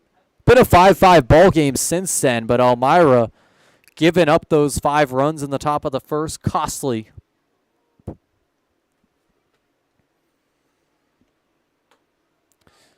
That one goes inside and walks Wang to make it runners on first and second. The Americans' dugout is fired up, and Gavin Boyle with a big opportunity here. Home run would give the Americans an 8-run lead. Anything else besides an out and a chance to advance these runners. Ramos, the lead runner on second. Huang right behind him at first.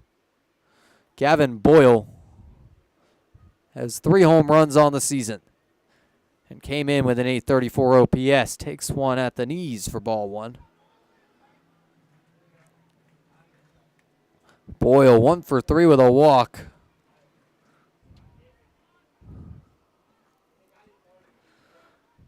This is going to be a candidate for the longest Americans game of the season. Watts throws another breaking ball outside. He's struggled to find this strike zone with 2 down. Got to wonder how much longer Andrew Drum lets it happen. With this game slipping away from Elmira in the top of the 7th inning.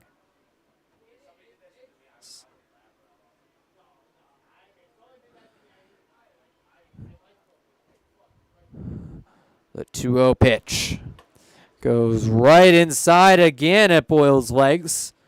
Chance for the 4-pitch walk.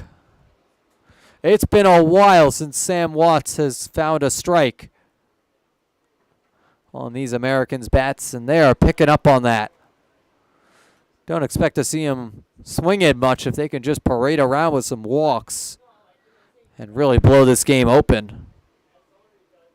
But Boyle swings and it's right down the first base line, foul. Boyle with a rare green light. He's having some fun out here at this point. Counts at 3-1. I think Boyle knew he was getting a strike from Watts there. Watts didn't want to do anything too crazy with it on the 3-0 count. And Boyle socks it into right field, but goes just into foul territory. Could have been a double if Boyle was a little later on the contact, just slightly early, and hooks it to the right. Now takes another at the knees for ball 4 to load these bases for Graydon Miller. Miller's been in this situation before, but he's struck out 3 times today, looking to avoid the golden sombrero despite the early hit. 1 for 4 on the day with a double. Can he add a second hit to the party and really break this game open? Or will he strike out for a 4th time in what would be one of the weirdest stat lines for the Americans all season long? Miller has really swung for the fences tonight, and it's had mixed results. The only Americans bat to strike out swinging in this game. That happened twice. He also got caught looking once, in addition to his 1-run double. Came around to score with that double. All 3 runners have a lead. It's Ramos, Wang, and Boyle, the top 3. Miller, the cleanup hitter, with a chance to do just that despite a strike on the count. Look at Watts magically finding the strike zone somehow against Graydon.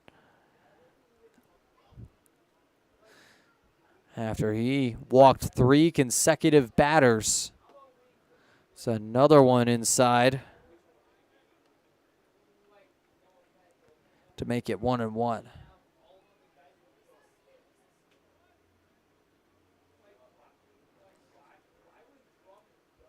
Watts. The 1-1 pitch goes outside. An over adjustment makes it 2-1. Wagner able to catch that, hold the runners. They've been getting big leads every time here, preparing for potential wild pitches. Watts sets for the 2-1. The UMass Dartmouth product looking to avoid further damage in this 7th. Breaking ball goes inside. Miller has the count in his favor. Chance to get on base for the 2nd time today. And Sam Watts has nowhere to put him. Ramos, the lead runner, on 3rd. Wang behind him at 2nd. Gavin Boyle at 1st base. What'll happen here on the 3-1 count? Upstairs, ball 4. Run comes in. Americans lead 11-5.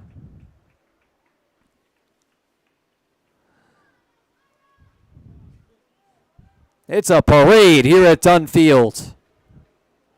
Carmen Pinaro up next, and this will be it for Sam Watts. Good call from Andrew Drum, I'd argue. Given all the consecutive free bags, the Americans haven't even really had to try and swing at these. And it'll be a new pitcher for Elmira. to face Carmen Panaro. An attempt to end this inning with the bases juiced. Get your word on who comes in just a moment. The Americans bringing the mercy-forcing run up to the plate in Carmen Panaro. And the new pitcher is Zach Nelson. Nelson 2-1 with an 11.66 ERA and 8 strikeouts. The righty out of Alfred State. If these Americans keep parading around, there's a chance he'll face his Alfred State teammate Connor Kiefer, the 9-hitter in this order. One of 2 Alfred State products for the Americans this season, alongside Michael Gangloff, the recent addition to this pitching staff. Gangloff did not travel with the team tonight, but appeared as a pinch runner Tuesday, started Monday's game against the Diesel. The pinch running allowed him to have playoff eligibility. And Nelson warming up. This is Zach Nelson's first appearance since July 5th when he faced the Newark Pilots and went 1 1/3. It's been a while for Zach. Can he shake off the rust quickly and get the final out for these Pioneers? Switching pitchers with 2 outs has had relative success for Elmira in this game. Worked for Rashawn, worked for Jolkowski. The only man it didn't work for was Sam Watts, who just walked 3 batters in a row. Zach Nelson looking for different fate despite his high ERA. And Panaro will be his first customer. The mercy-forcing run for the Americans. That's really only if Panaro hits a grand slam, but nonetheless, a notable marker in this game as the Americans lead by 6 with the bases juiced. Wang on third, Boyle on second, Miller on first. All 3 walked to get on. And Carmen Panaro looking to either do the same or knock these runners in and really get this game close to its end. The Americans have mercied other teams just 3 times this season. It came twice against the Red Wings and once against the Ironbacks. Can they mercy the now eliminated Pioneers? Pios must know at this point that Auburn has won, and this game just deteriorated in meeting for Elmira, but the Americans still have a lot at stake here. Niagara Falls, with a win in this game, sets themselves up for Geneva and Niagara matchups the next 2 days. Chance to win out this weekend. If they win out, there's still a shot at that number 2 seed in a home playoff game. Foul ball evens up the count of ones.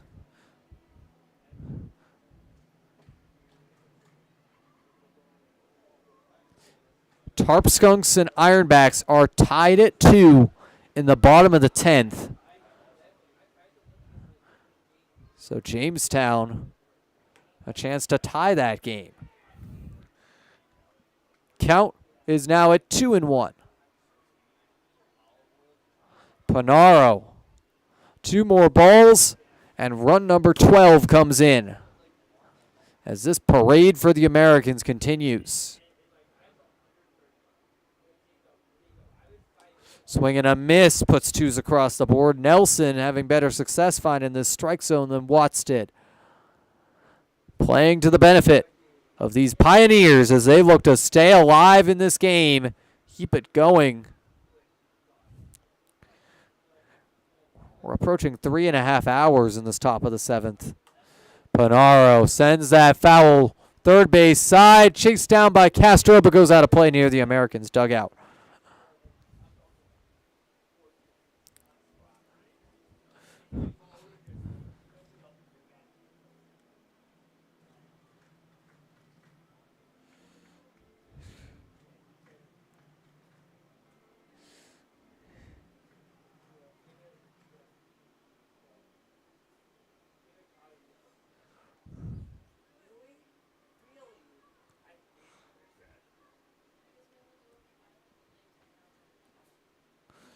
Nelson, the pitch. High, pop up, and bounces off the press box.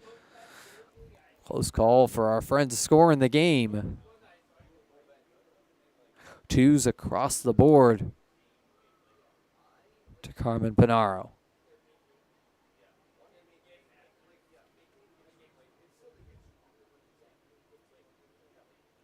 Carmen Pinaro looking to bust this game open. Count is all filled up on Carm.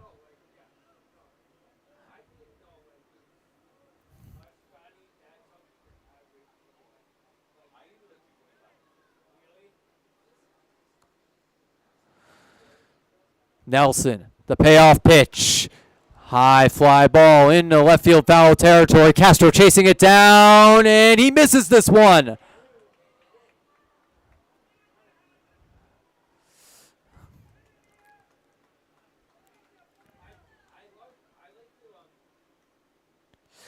This game is over 300 pitches total. That was pitch number 301.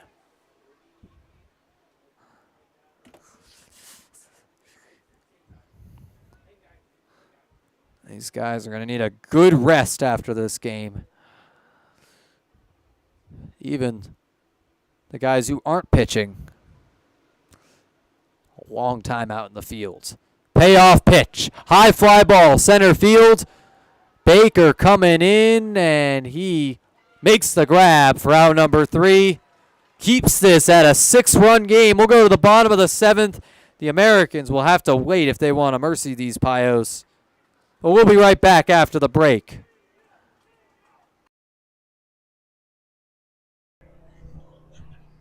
Fans, if you've been to a game, you know that I give away pizza to a lucky fan in the middle of the 3rd inning. But what you might not know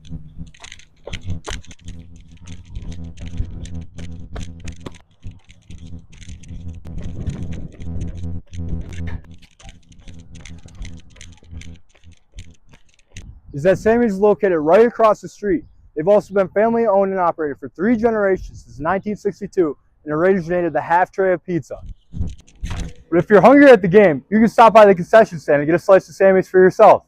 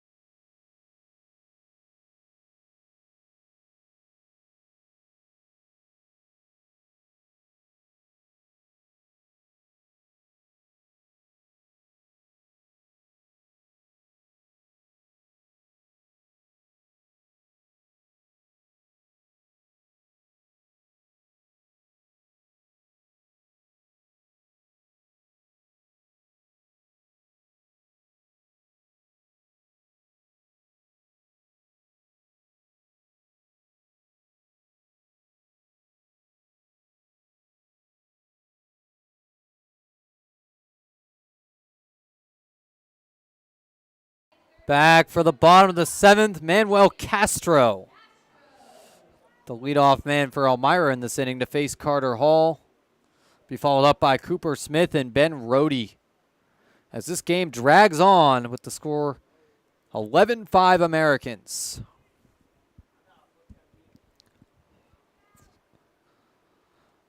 Hall, the first pitch. It's a high pop-up foul territory pass, chasing it down. It goes out of play. Strike 1 on Castro. What the Americans need right now, I know they have a 6-run lead. A 1-2-3 inning would save everybody. Get them home earlier, get them some rest before the game against Geneva.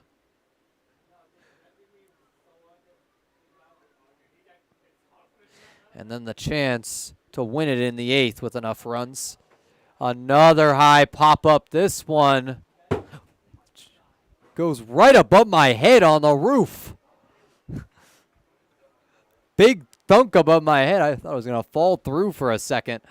Would have been the end of this broadcast. But it's 0-2.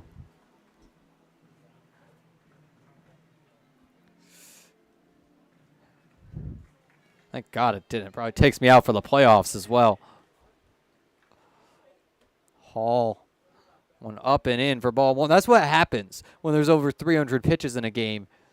Odds are there's going to be some balls right near you at that point, especially with so many going foul. There's a liner down the third base line for a base hit. Castro on base for the Pios. And the hits continue.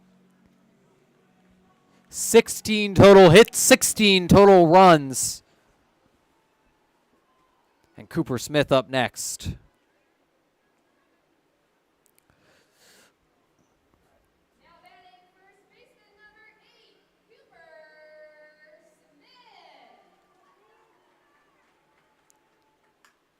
There's another liner into left field, and this time, Boyle, it drops right in front of him.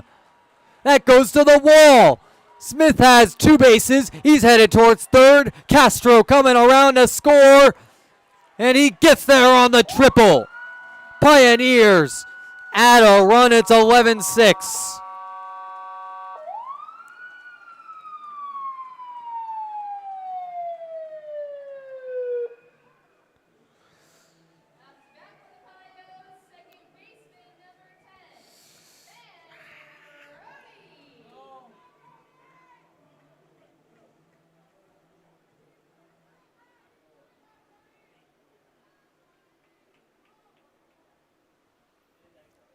Ben Rhodey up next.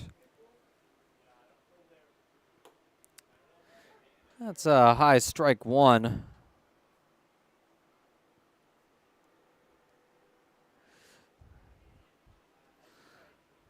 Hall looking for his first out this inning. A foul ball makes it 0-2. Could come right here despite the runner on third. Cooper Smith, Ben Rhodey down to his final strike.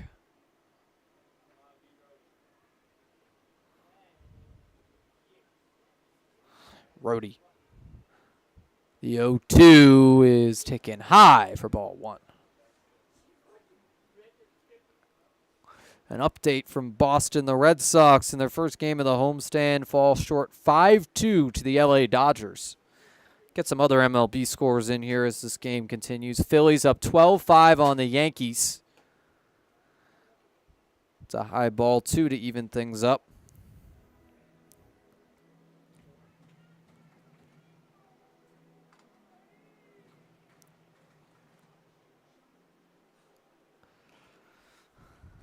Hall, the 2-2 pitch is fouled off.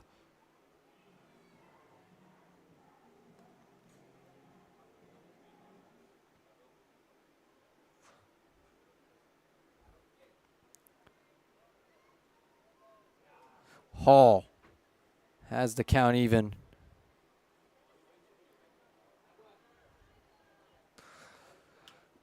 And it's a high fly ball into center field. Kiefer coming in for it. He dives and misses it. Cooper Smith comes around. It's a double for Ben Rhodey. He's safe at second. The Pioneers cut the lead to 4.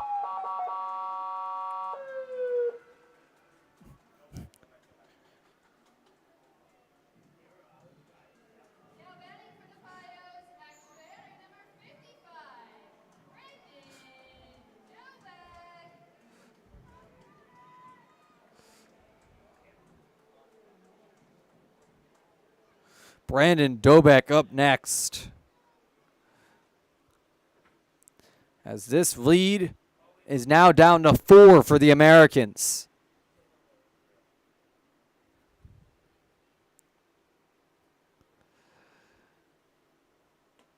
A high ball 1 to start things off here. The runner on second is Ben Rhodey, who just knocked in Cooper Smith with a double. This Americans defense looks exhausted out here.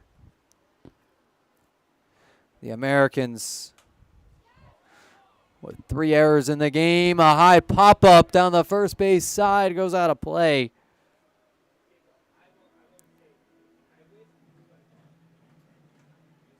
Americans and Pios with 3 errors apiece. And 9 hits apiece now, as it's 11-7.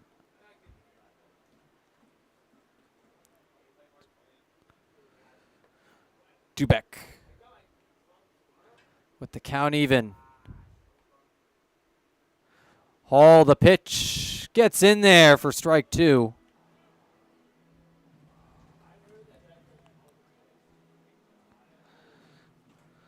We'll continue on with some Major League Baseball updates. White Sox over the Cubs 11-3. Rangers over the Braves 4-0. A's over the Astros 10-2.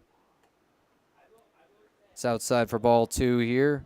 The Twins up 1-0 on the Nationals. Angels up 2-1 on the Mariners. Those are the games in action right now. Final scores from Milwaukee 5-1 Marlins. From Pittsburgh 1-0 Diamondbacks. From Baltimore 6-5 Rockies over the Orioles. Fouled off to keep it at 2-2 here. Reds beat the Rays at home 7-2. Cardinals 3-0 over the Padres. And Jays beat the Tigers in Detroit 6-2. Phillies now a final score over the Yankees 12-5.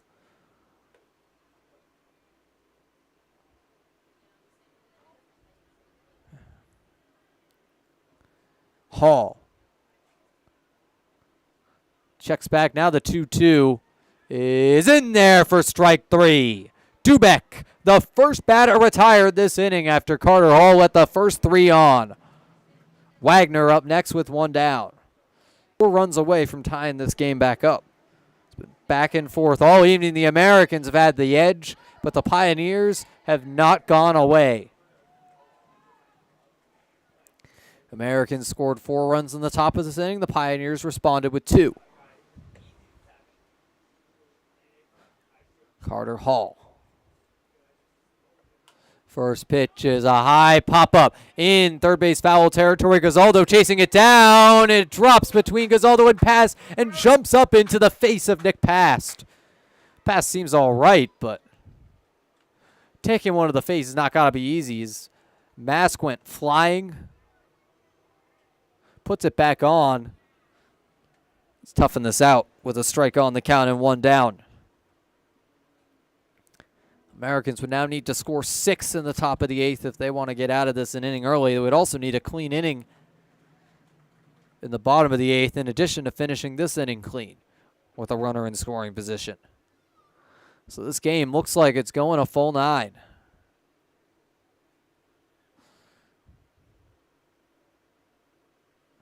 Hall. It's just outside to make it 1-1. One's across the board.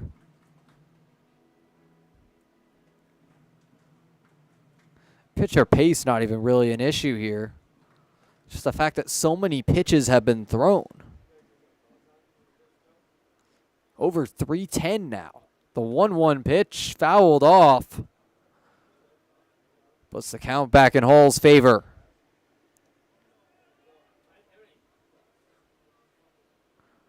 Carter Hall looking for his second strikeout in a row. After 3 consecutive base runners led on. What will happen here? 1-2 pitch. Fouled off.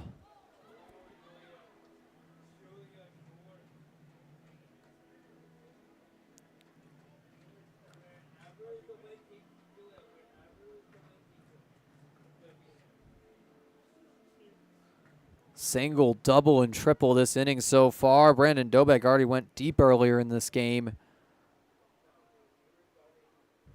Wagner is looking for his second hit of the day and sends it up the middle. Gets past Ramos. Seeing eye single. Coming home to score. It's going to be close. Ben Rhodey gets in there safely. 11-8. 10th hit of the day for Elmira. They're now out hitting the Americans.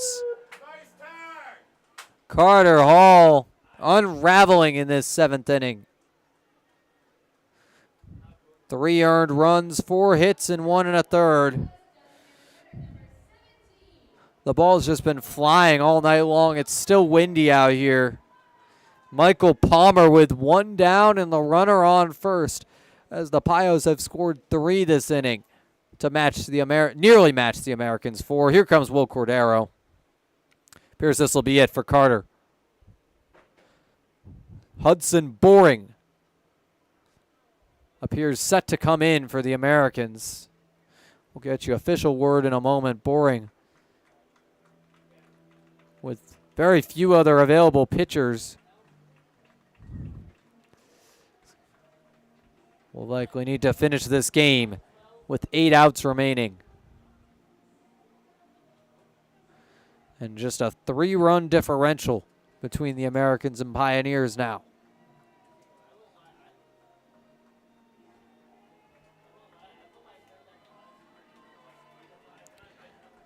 Hudson Boring coming out of the pen for the Americans. Boring has 5 saves on the season. He's 3-0 with a 2.09 ERA. Technically speaking, if he finishes this game, it's a save situation. Have to see what happens the rest of the way. Everyone appears to be Gaz. Boring coming in fresh.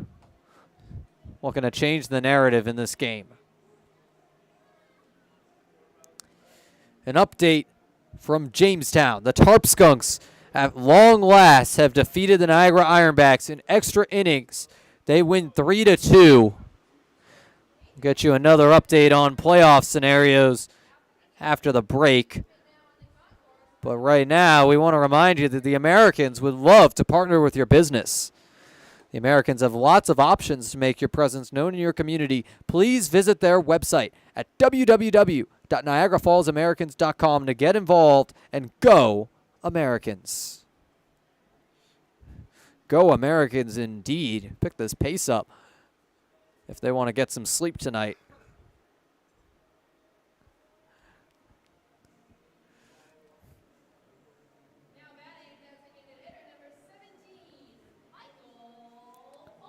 Michael Palmer, the first customer to face Hudson Boring. The Pioneers, somehow, in just their 4th time through the order, amazing given how long this game has gone. It's ball 1 to Palmer. The Americans already on their 5th time through, albeit with 1 less batter. Boring. It's fouled off, but 1's across the board.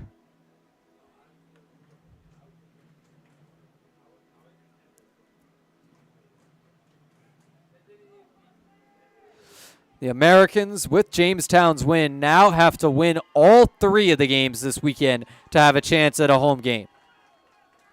They also need Jamestown to lose to the Ironbacks tomorrow and lose to Batavia on Sunday. If the Americans are going to host a game, it'll be against the Skunks. 1-1 pitch goes just outside for ball 2.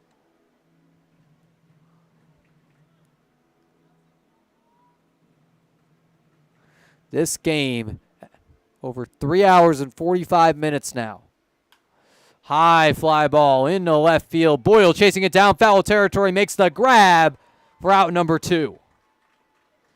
A much needed out for the Americans. Hudson Boring retires the first batter he faces. And next up is Cam Levesque. Levesque batting 167 with a 777 OPS coming into the game. He's 0 for 1 with a pair of walks in this one. Frequent flyer in the walk column. Americans looking to hold on to their 3-run lead with Hudson Boring on the bump. Big cut and miss, got a piece of it, but it's strike 1 nonetheless.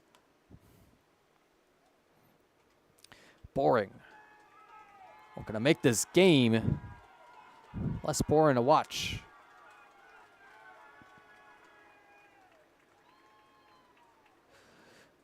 A grand total of 19 hits and 19 runs in this game. It's a foul ball to make it 0-2. Hudson Boring down to the final strike this inning.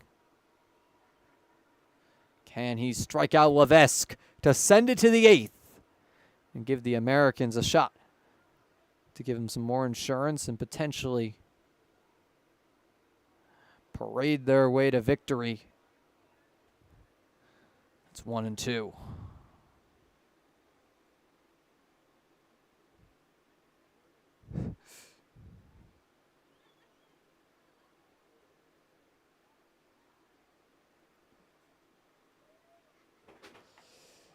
That gets in there for strike 3 on the outside edge. Hudson boring. Not so boring to finish the inning. We'll send it to the top of the 8th.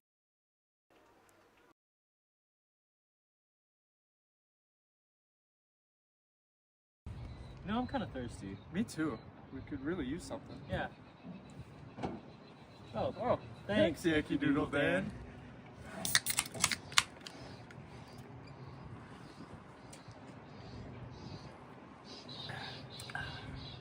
That's better.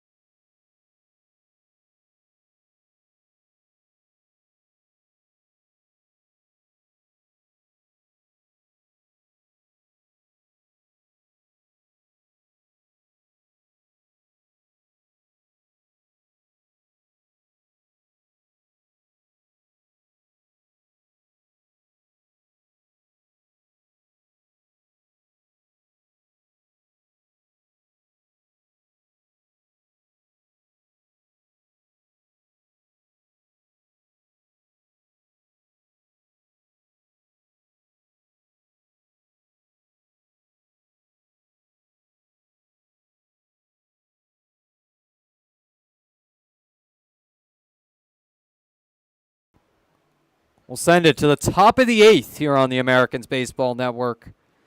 This 8th inning brought to you by Seneca Niagara Resort and Casino, the official casino of the Americans. More winning, more comfort, more entertainment. Go to SenecaNiagaraCasino.com for more.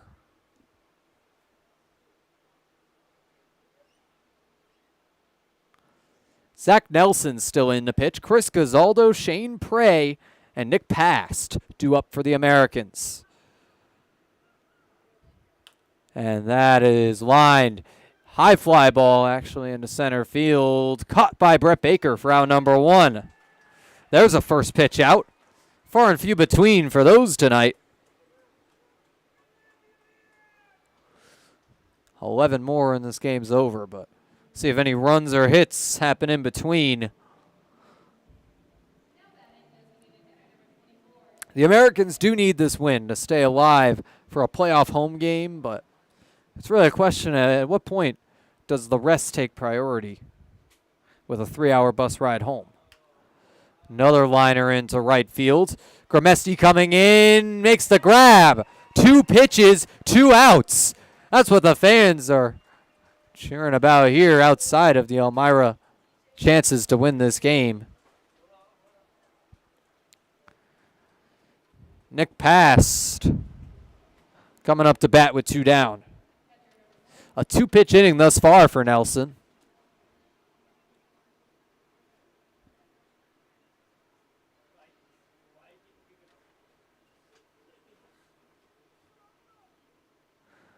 First pitch, right down the pike for strike 1.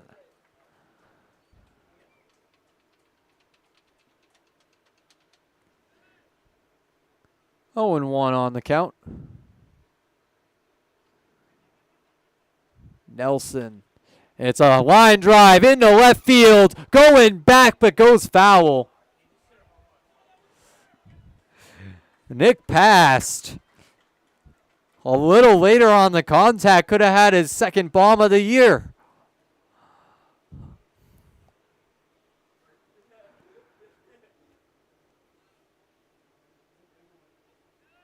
But he's down 0-2 in this count. Nelson looking for a strikeout for out number 3 in a 1-2-3 inning instead of high ball 1. And here comes the long count.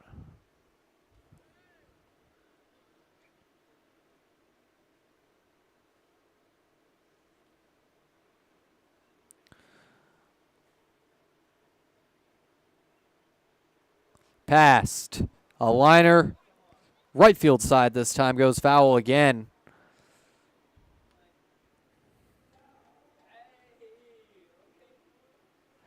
And in this game,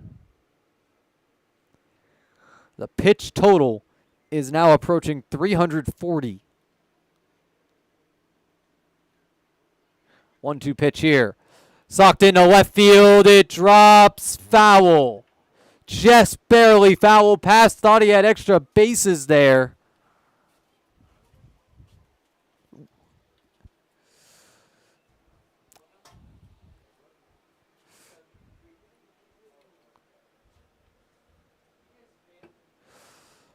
Nick passed. Down in the count.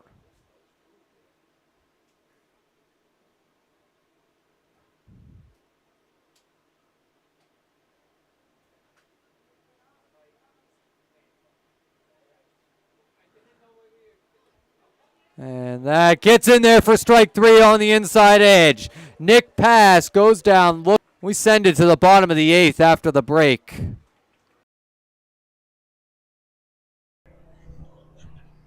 Fans, if you've been to a game, you know that I give away pizza to a lucky fan in the middle of the 3rd inning. But what you might not know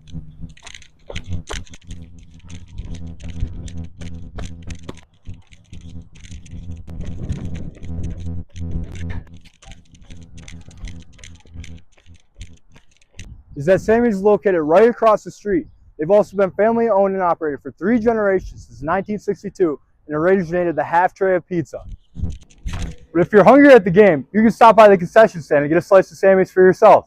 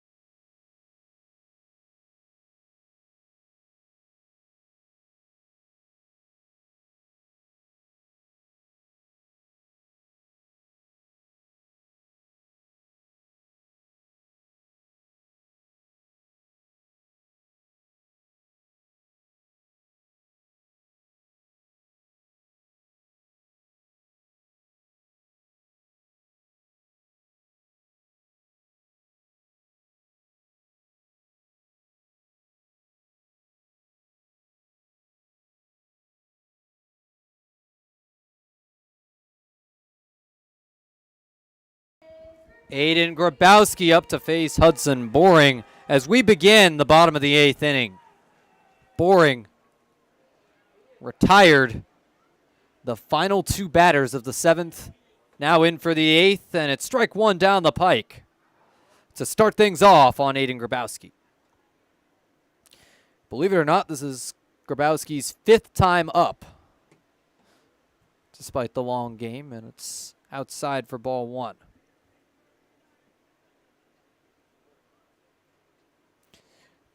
Boring with the count even.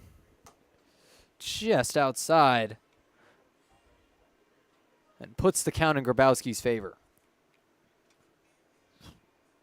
Grabowski looking to recover after the early strike, and he lines it into left field for a base hit.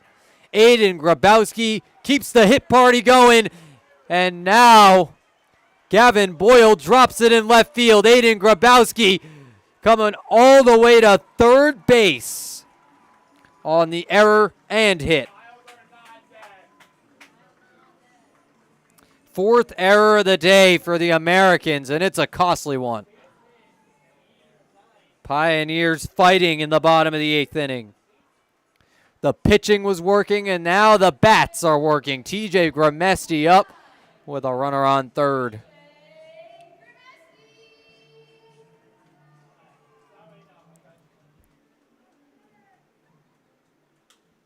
Another one up the middle for a base hit. Right to center field. Grabowski trots in to score. Pioneers cut the lead to 2.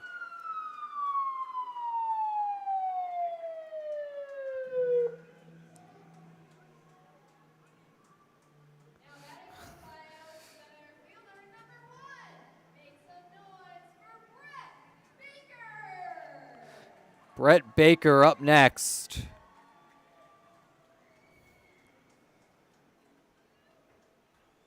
Boring.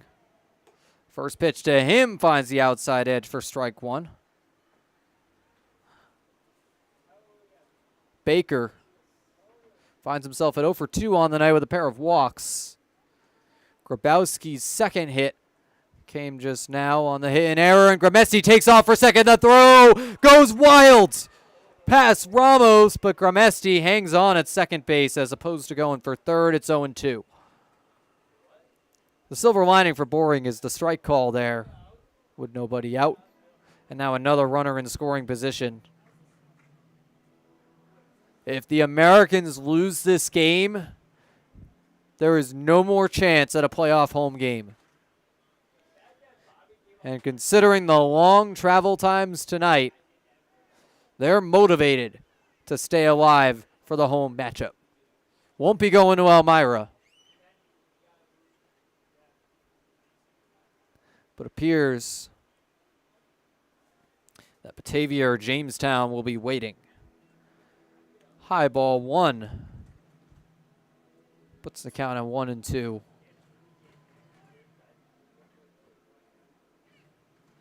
Batavia won tonight. Jamestown won tonight. Can the Americans do the same and keep up with this playoff picture? Just outside, it's 2-2. Boring. Suddenly in a jam.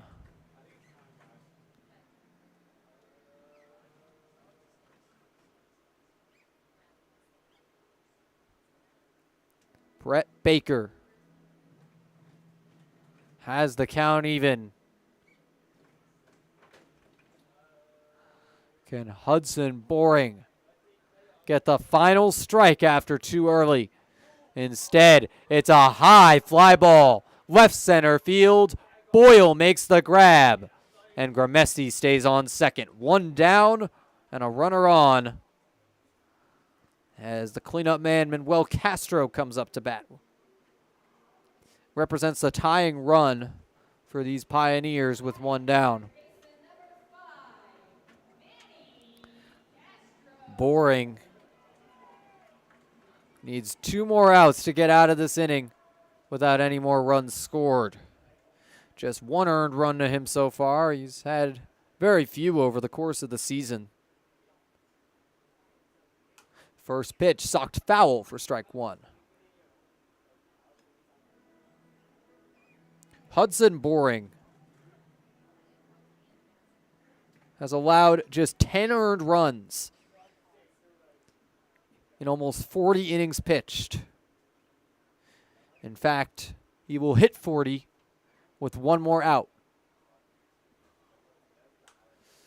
That's another foul ball down the first base side. It's 0-2. Castro, as well as the rest of this Pios squad, doing a good job fouling balls off, staying alive. But right there, it puts 2 strikes on this count, and Castro has no more wiggle room.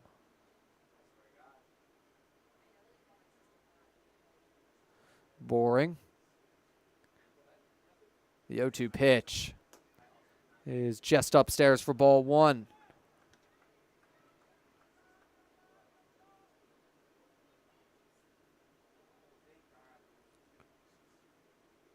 Castro spins around the bat, gets it over the shoulder. Counts at 1-2. Boring the 1-2 pitch. Just outside again, the count's even. Last time it got to 2-2, it ended up being a flyout to retire the batter.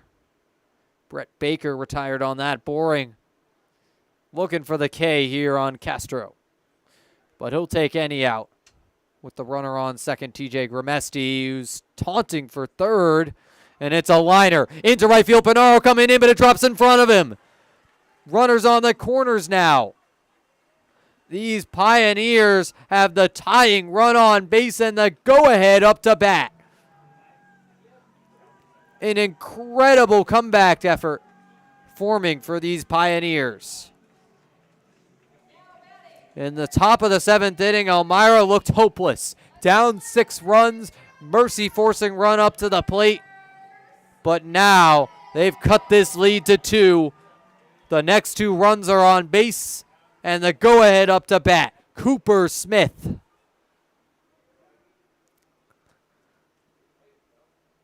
Big cut and miss for strike one. Smith is swinging for the fences. He wants to get Elmira this lead. And even though the playoff hopes are dead, Elmira playing for pride in the late hours of this Friday evening.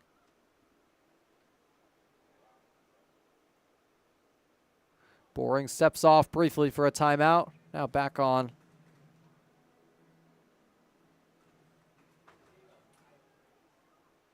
The 0-1 pitch, swing and a miss. And Smith with 2 big cuts, 2 big misses. Boring needs just 1 more strike with these runners on the corners. Double play would end the inning as well. Just want to prevent Grimesti from scoring at third. And now the takeoff for second base. Castro gets there, but it's strike 3. Cooper Smith strikes out in 3 pitches, but 2 runners in scoring position for Ben Rohde. Rohde, the new representation of the go-ahead after a tough at-bat for Cooper. Smith retired for the first time tonight. He was 3 for 3 ahead of this, and now Ben Rohde, a 1 for 4 day.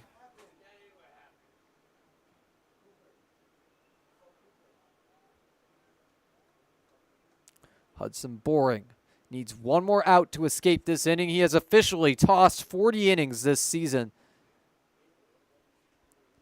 And in those innings, just 10 earned runs.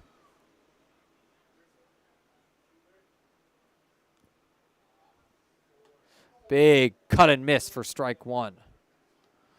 So Boring on the dot, a 2.25 ERA. Looking to lower that further. He came in with his ERA nearing the 1s. Was at 2.09 to start the day, but the earned run kicking it up to 2.25 with 2 down. Another liner. This one foul down the right field side. Hudson Boring needs 1 more strike to send this to the 9th. Pioneers within striking distance. They have 13 hits to the Americans' 9. Boring. Ready for the 0-2 pitch. Another pop foul. 2 runners in scoring position. Castro and Gramesti looking to come home. Grabowski already scored for Elmira.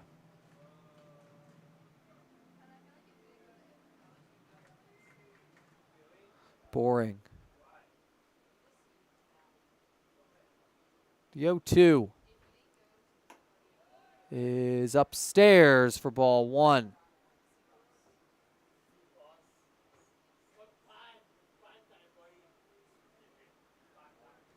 Hudson. 1 strike away from retiring the side. And that goes just high. 2s across the board. The Americans just looking to escape this long game.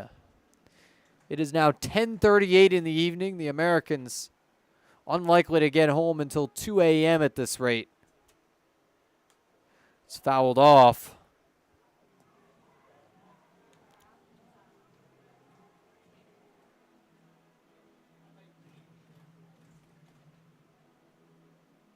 This game continues on with 2s across the board. Another foul ball, extending this count further. Boring. Readies for the 2-2. The pitch is in the dirt and it goes wild. Gramesti comes home. It's a 1-run game.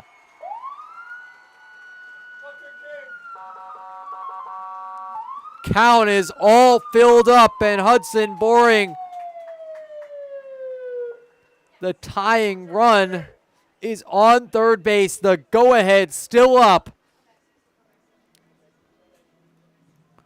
The Pioneers have scored 5 unanswered to cut this lead to 1 run. The Americans were up 6 with the bases juiced. How the tables have turned in just an inning and a half. But Hudson Boring looking to stop the party right here. Takes time out ahead of the payoff pitch.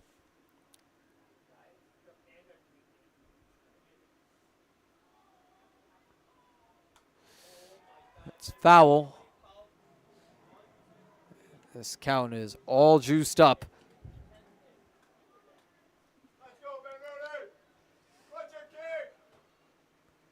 Still in the bottom of the 8th here, over 4 hours in. Boring the payoff. It gets in there for strike 3. Right at the time the Americans needed it. They lead by 1, headed into the 9th inning. We will send it to break. Can the Americans pull this off despite 5 unanswered from Elmira? We'll find out when we're back. You know, I'm kind of thirsty. Me too. We could really use something. Yeah. Oh, thanks, Yankee Doodle Dan.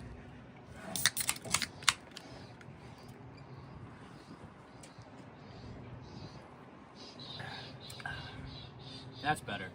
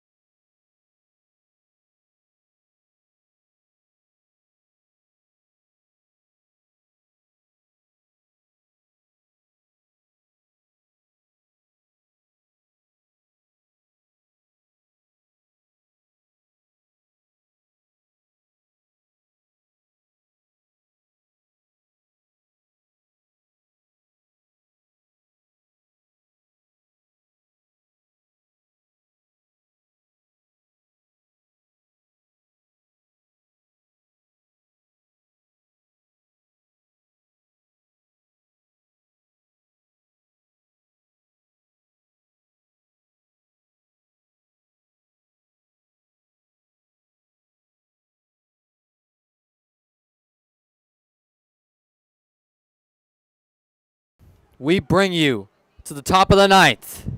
And this 4-hour-long baseball game is now down to 1 run. And the Americans have high stakes. They need to win to secure their chances at a home playoff game. This 9th inning is brought to you by Casella, Salino Plumbing, Blaze Brockway Contracting, and Wright Beverages. Connor Kiefer takes a high ball to start us off in the 9th. Zach Nelson has settled in against these Americans, lowering his ERA every time he records another out. It's inside for ball 2, though, on Connor. Kiefer, a 242 hitter coming in today. In this game, 2 hits and 5 RBIs. He's had a day. Can he add to it with the 2-0 count? Big cut and miss there. I don't mind that swing. With 2 balls on the count. Some wiggle room. Now Kiefer has to be careful. Nelson. The 2-1. A breaking ball and gets in there for strike 2. Counts all evened up after the early 2-ball count to Connor. Kiefer. The 2-2 pitch to him. He sucks it into left field. And it's caught by Cam Levesque for out number 1. Kiefer finishes his day most likely 2 for 5. Alan Ramos is up next. Ramos 1 for 4 today as an RBI as well as a walk. 2 strikeouts. Both came looking. My apologies for the camera. We'll have it back in just a second here. And there we are. Ramos, a high fly ball, shallow right field. Gramesti coming in, but it's Cooper Smith to make the grab for out number 2. And this game's speeding up. But if the Americans want to win this game, Hudson Boring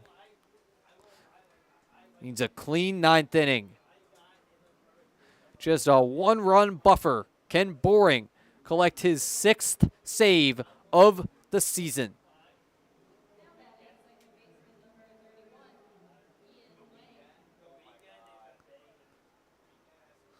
As of right now, the win would go to Austin Barton, as the Pioneers have never led in this game. Strike 1 to Ian Wang on the outside edge.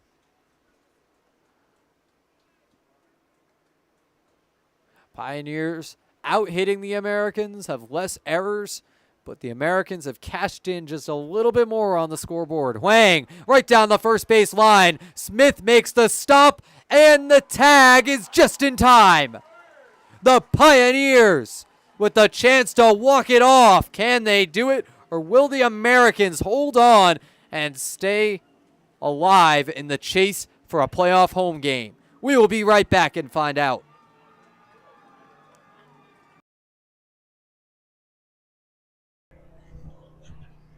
Fans, if you've been to a game, you know that I give away pizza to a lucky fan in the middle of the 3rd inning. But what you might not know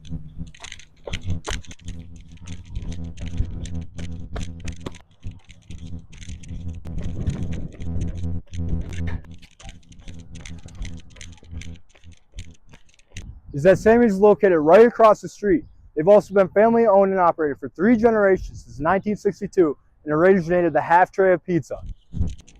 But if you're hungry at the game, you can stop by the concession stand and get a slice of Sammy's for yourself.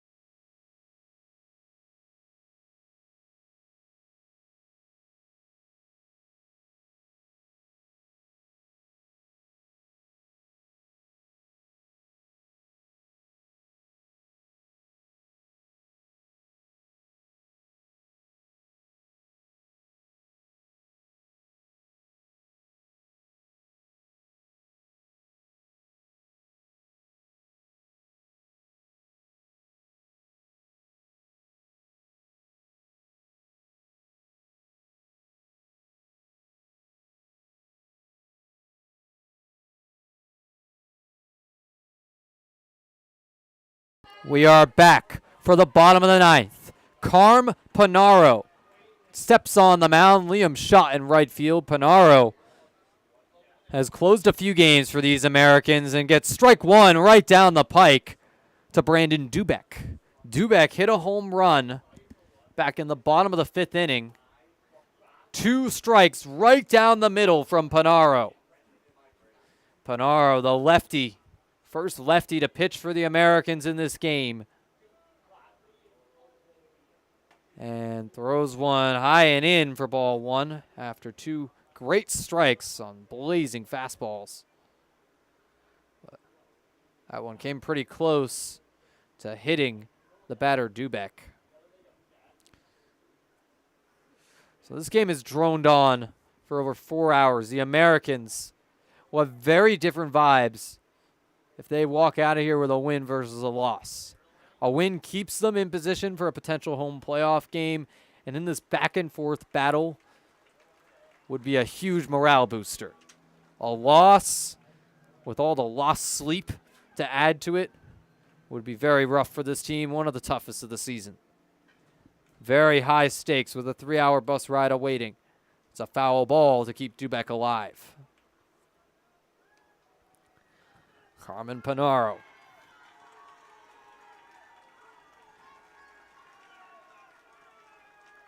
Searching for that first out. Can he strike out the batter, Brandon Dubek, for out number 1? It's just outside to even up this count. Dubek on the day, outside of his home run, no other hits. Has struck out twice in this game. Panaro looking to do it a third time.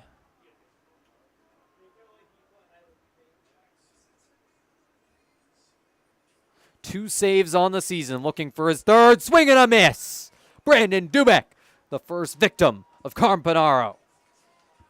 Panaro closed games against the Skunks and the Muck Dogs earlier this season.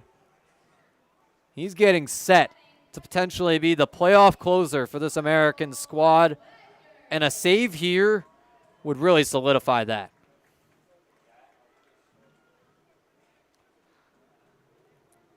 He is a big game reliever, and he's shown it. First pitch fouled off for strike 1. He has pitched in a couple non-save situations.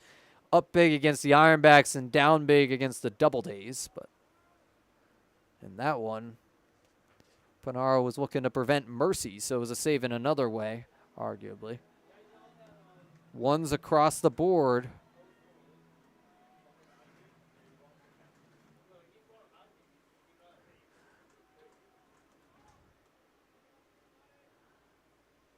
And 1-1 pitch is fouled off to the left side for Carl Wagner.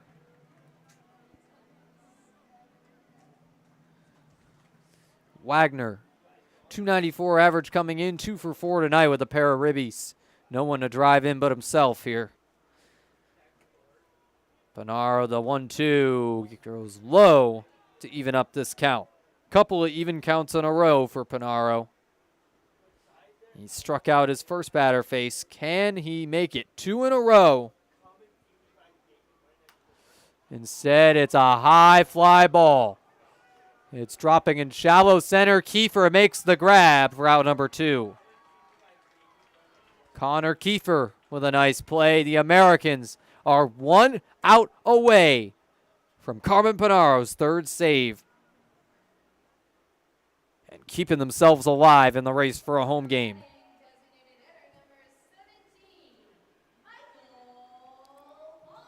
Michael Palmer up next. Panaro. First pitch goes high, but finds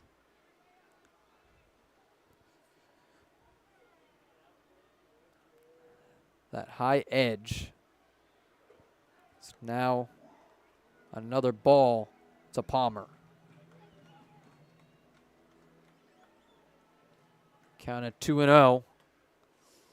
That's down and in. Panaro looking to avoid the 4-pitch walk here on Palmer. Cam Levesque is on deck, the left fielder out of RPI. First, the DH Palmer, former SUNY Niagara player, now at Mansfield, takes a 4-pitch walk. The Pioneers have the tying run on base, and Cam Levesque represents the go-ahead.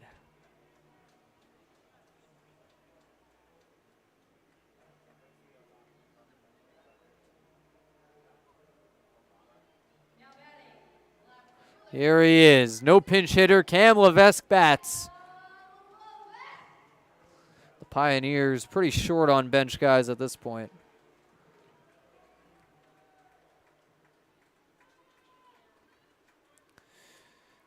Carmen Panaro just needs one more out, but the 4-pitch walk just now, not an encouraging sign of his command. Finds the inside corner there for strike one.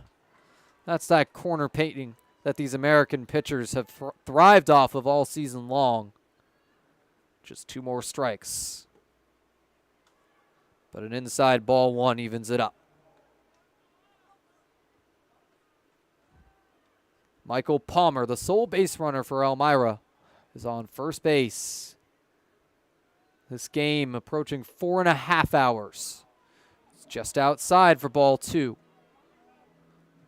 Carmen Panaro cannot afford another walk here. Would put the go-ahead on base. And Aiden Grabowski is on deck. He's 2 for 4 on the day. And a consistent force in this Piles lineup. Liner into right field in front of shot for the base hit.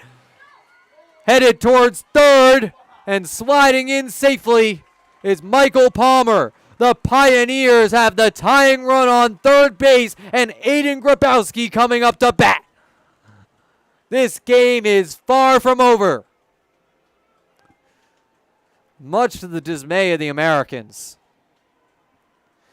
Aiden Grabowski, the Tiffin product, second-year Pioneer and long-time leadoff hitter, with the chance to knock in the tying and possibly even go-ahead runs for Elmira, but Carmen Panaro is 1 out away from ending this thing. Panaro has not blown a save this season. Not looking to start now. It's low for ball 1. Walk would load the bases for who other than TJ Gramesti. It's not who you want to have the bases loaded for. The Pioneers have a loud crowd even at this late hour. And it's a fly ball into right field foul territory. Miller chasing it down. Can he make the grab? No. It's 1-1. Miller was so close. But this game drags on. Meeting on the mound, Paston Panaro. Panaro needs 2 more strikes or an out in the field to end this game and give the Americans a much-needed victory. But the Pioneers are knocking on the door. They've scored 5 unanswered already. They can tie the game for the first time if they score another and lead for the first time. They will walk it off. But Grabowski steps back in. It's 1-1. Socked foul down the first base side again. Carmen Panaro with 1 more strike needed to end this game. He's been in this spot before. Can he pick up save number 3 of the season? None of his saves have come easy. He's always had traffic. But call him Houdini out there. He's always gotten out of the jam. We'll see if that holds true. With the runner on third here in Elmira. 1-2 pitch. Runner takes off. Pop up. Foul.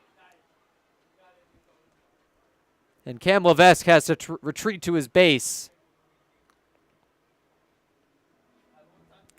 Palmer's on third, Levesque on first. Panaro had 2 quick outs to start on Dubek and Wagner. But now, another meeting on the bump between Panaro and Past. As Carmen's down to his final strike, Will Cordero coming out as well. This is the 5th pitcher the Americans have used in this game. And in total, these teams have combined for nearly 400 pitches. Elmira has thrown 195. The Americans north of 200.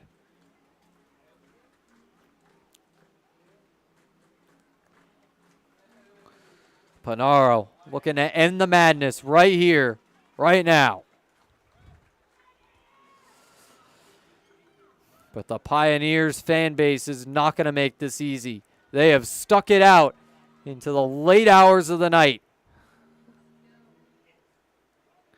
Grabowski with the chance to knock in the game winner. Runners take off, but it's a swing and a miss. The Americans with a clutch victory. They win 11-10 in the longest game of the season. They beat the Pios. Home game chances still alive. And Elmira, as if being eliminated from the playoffs wasn't enough, a crushing defeat on their home stadium.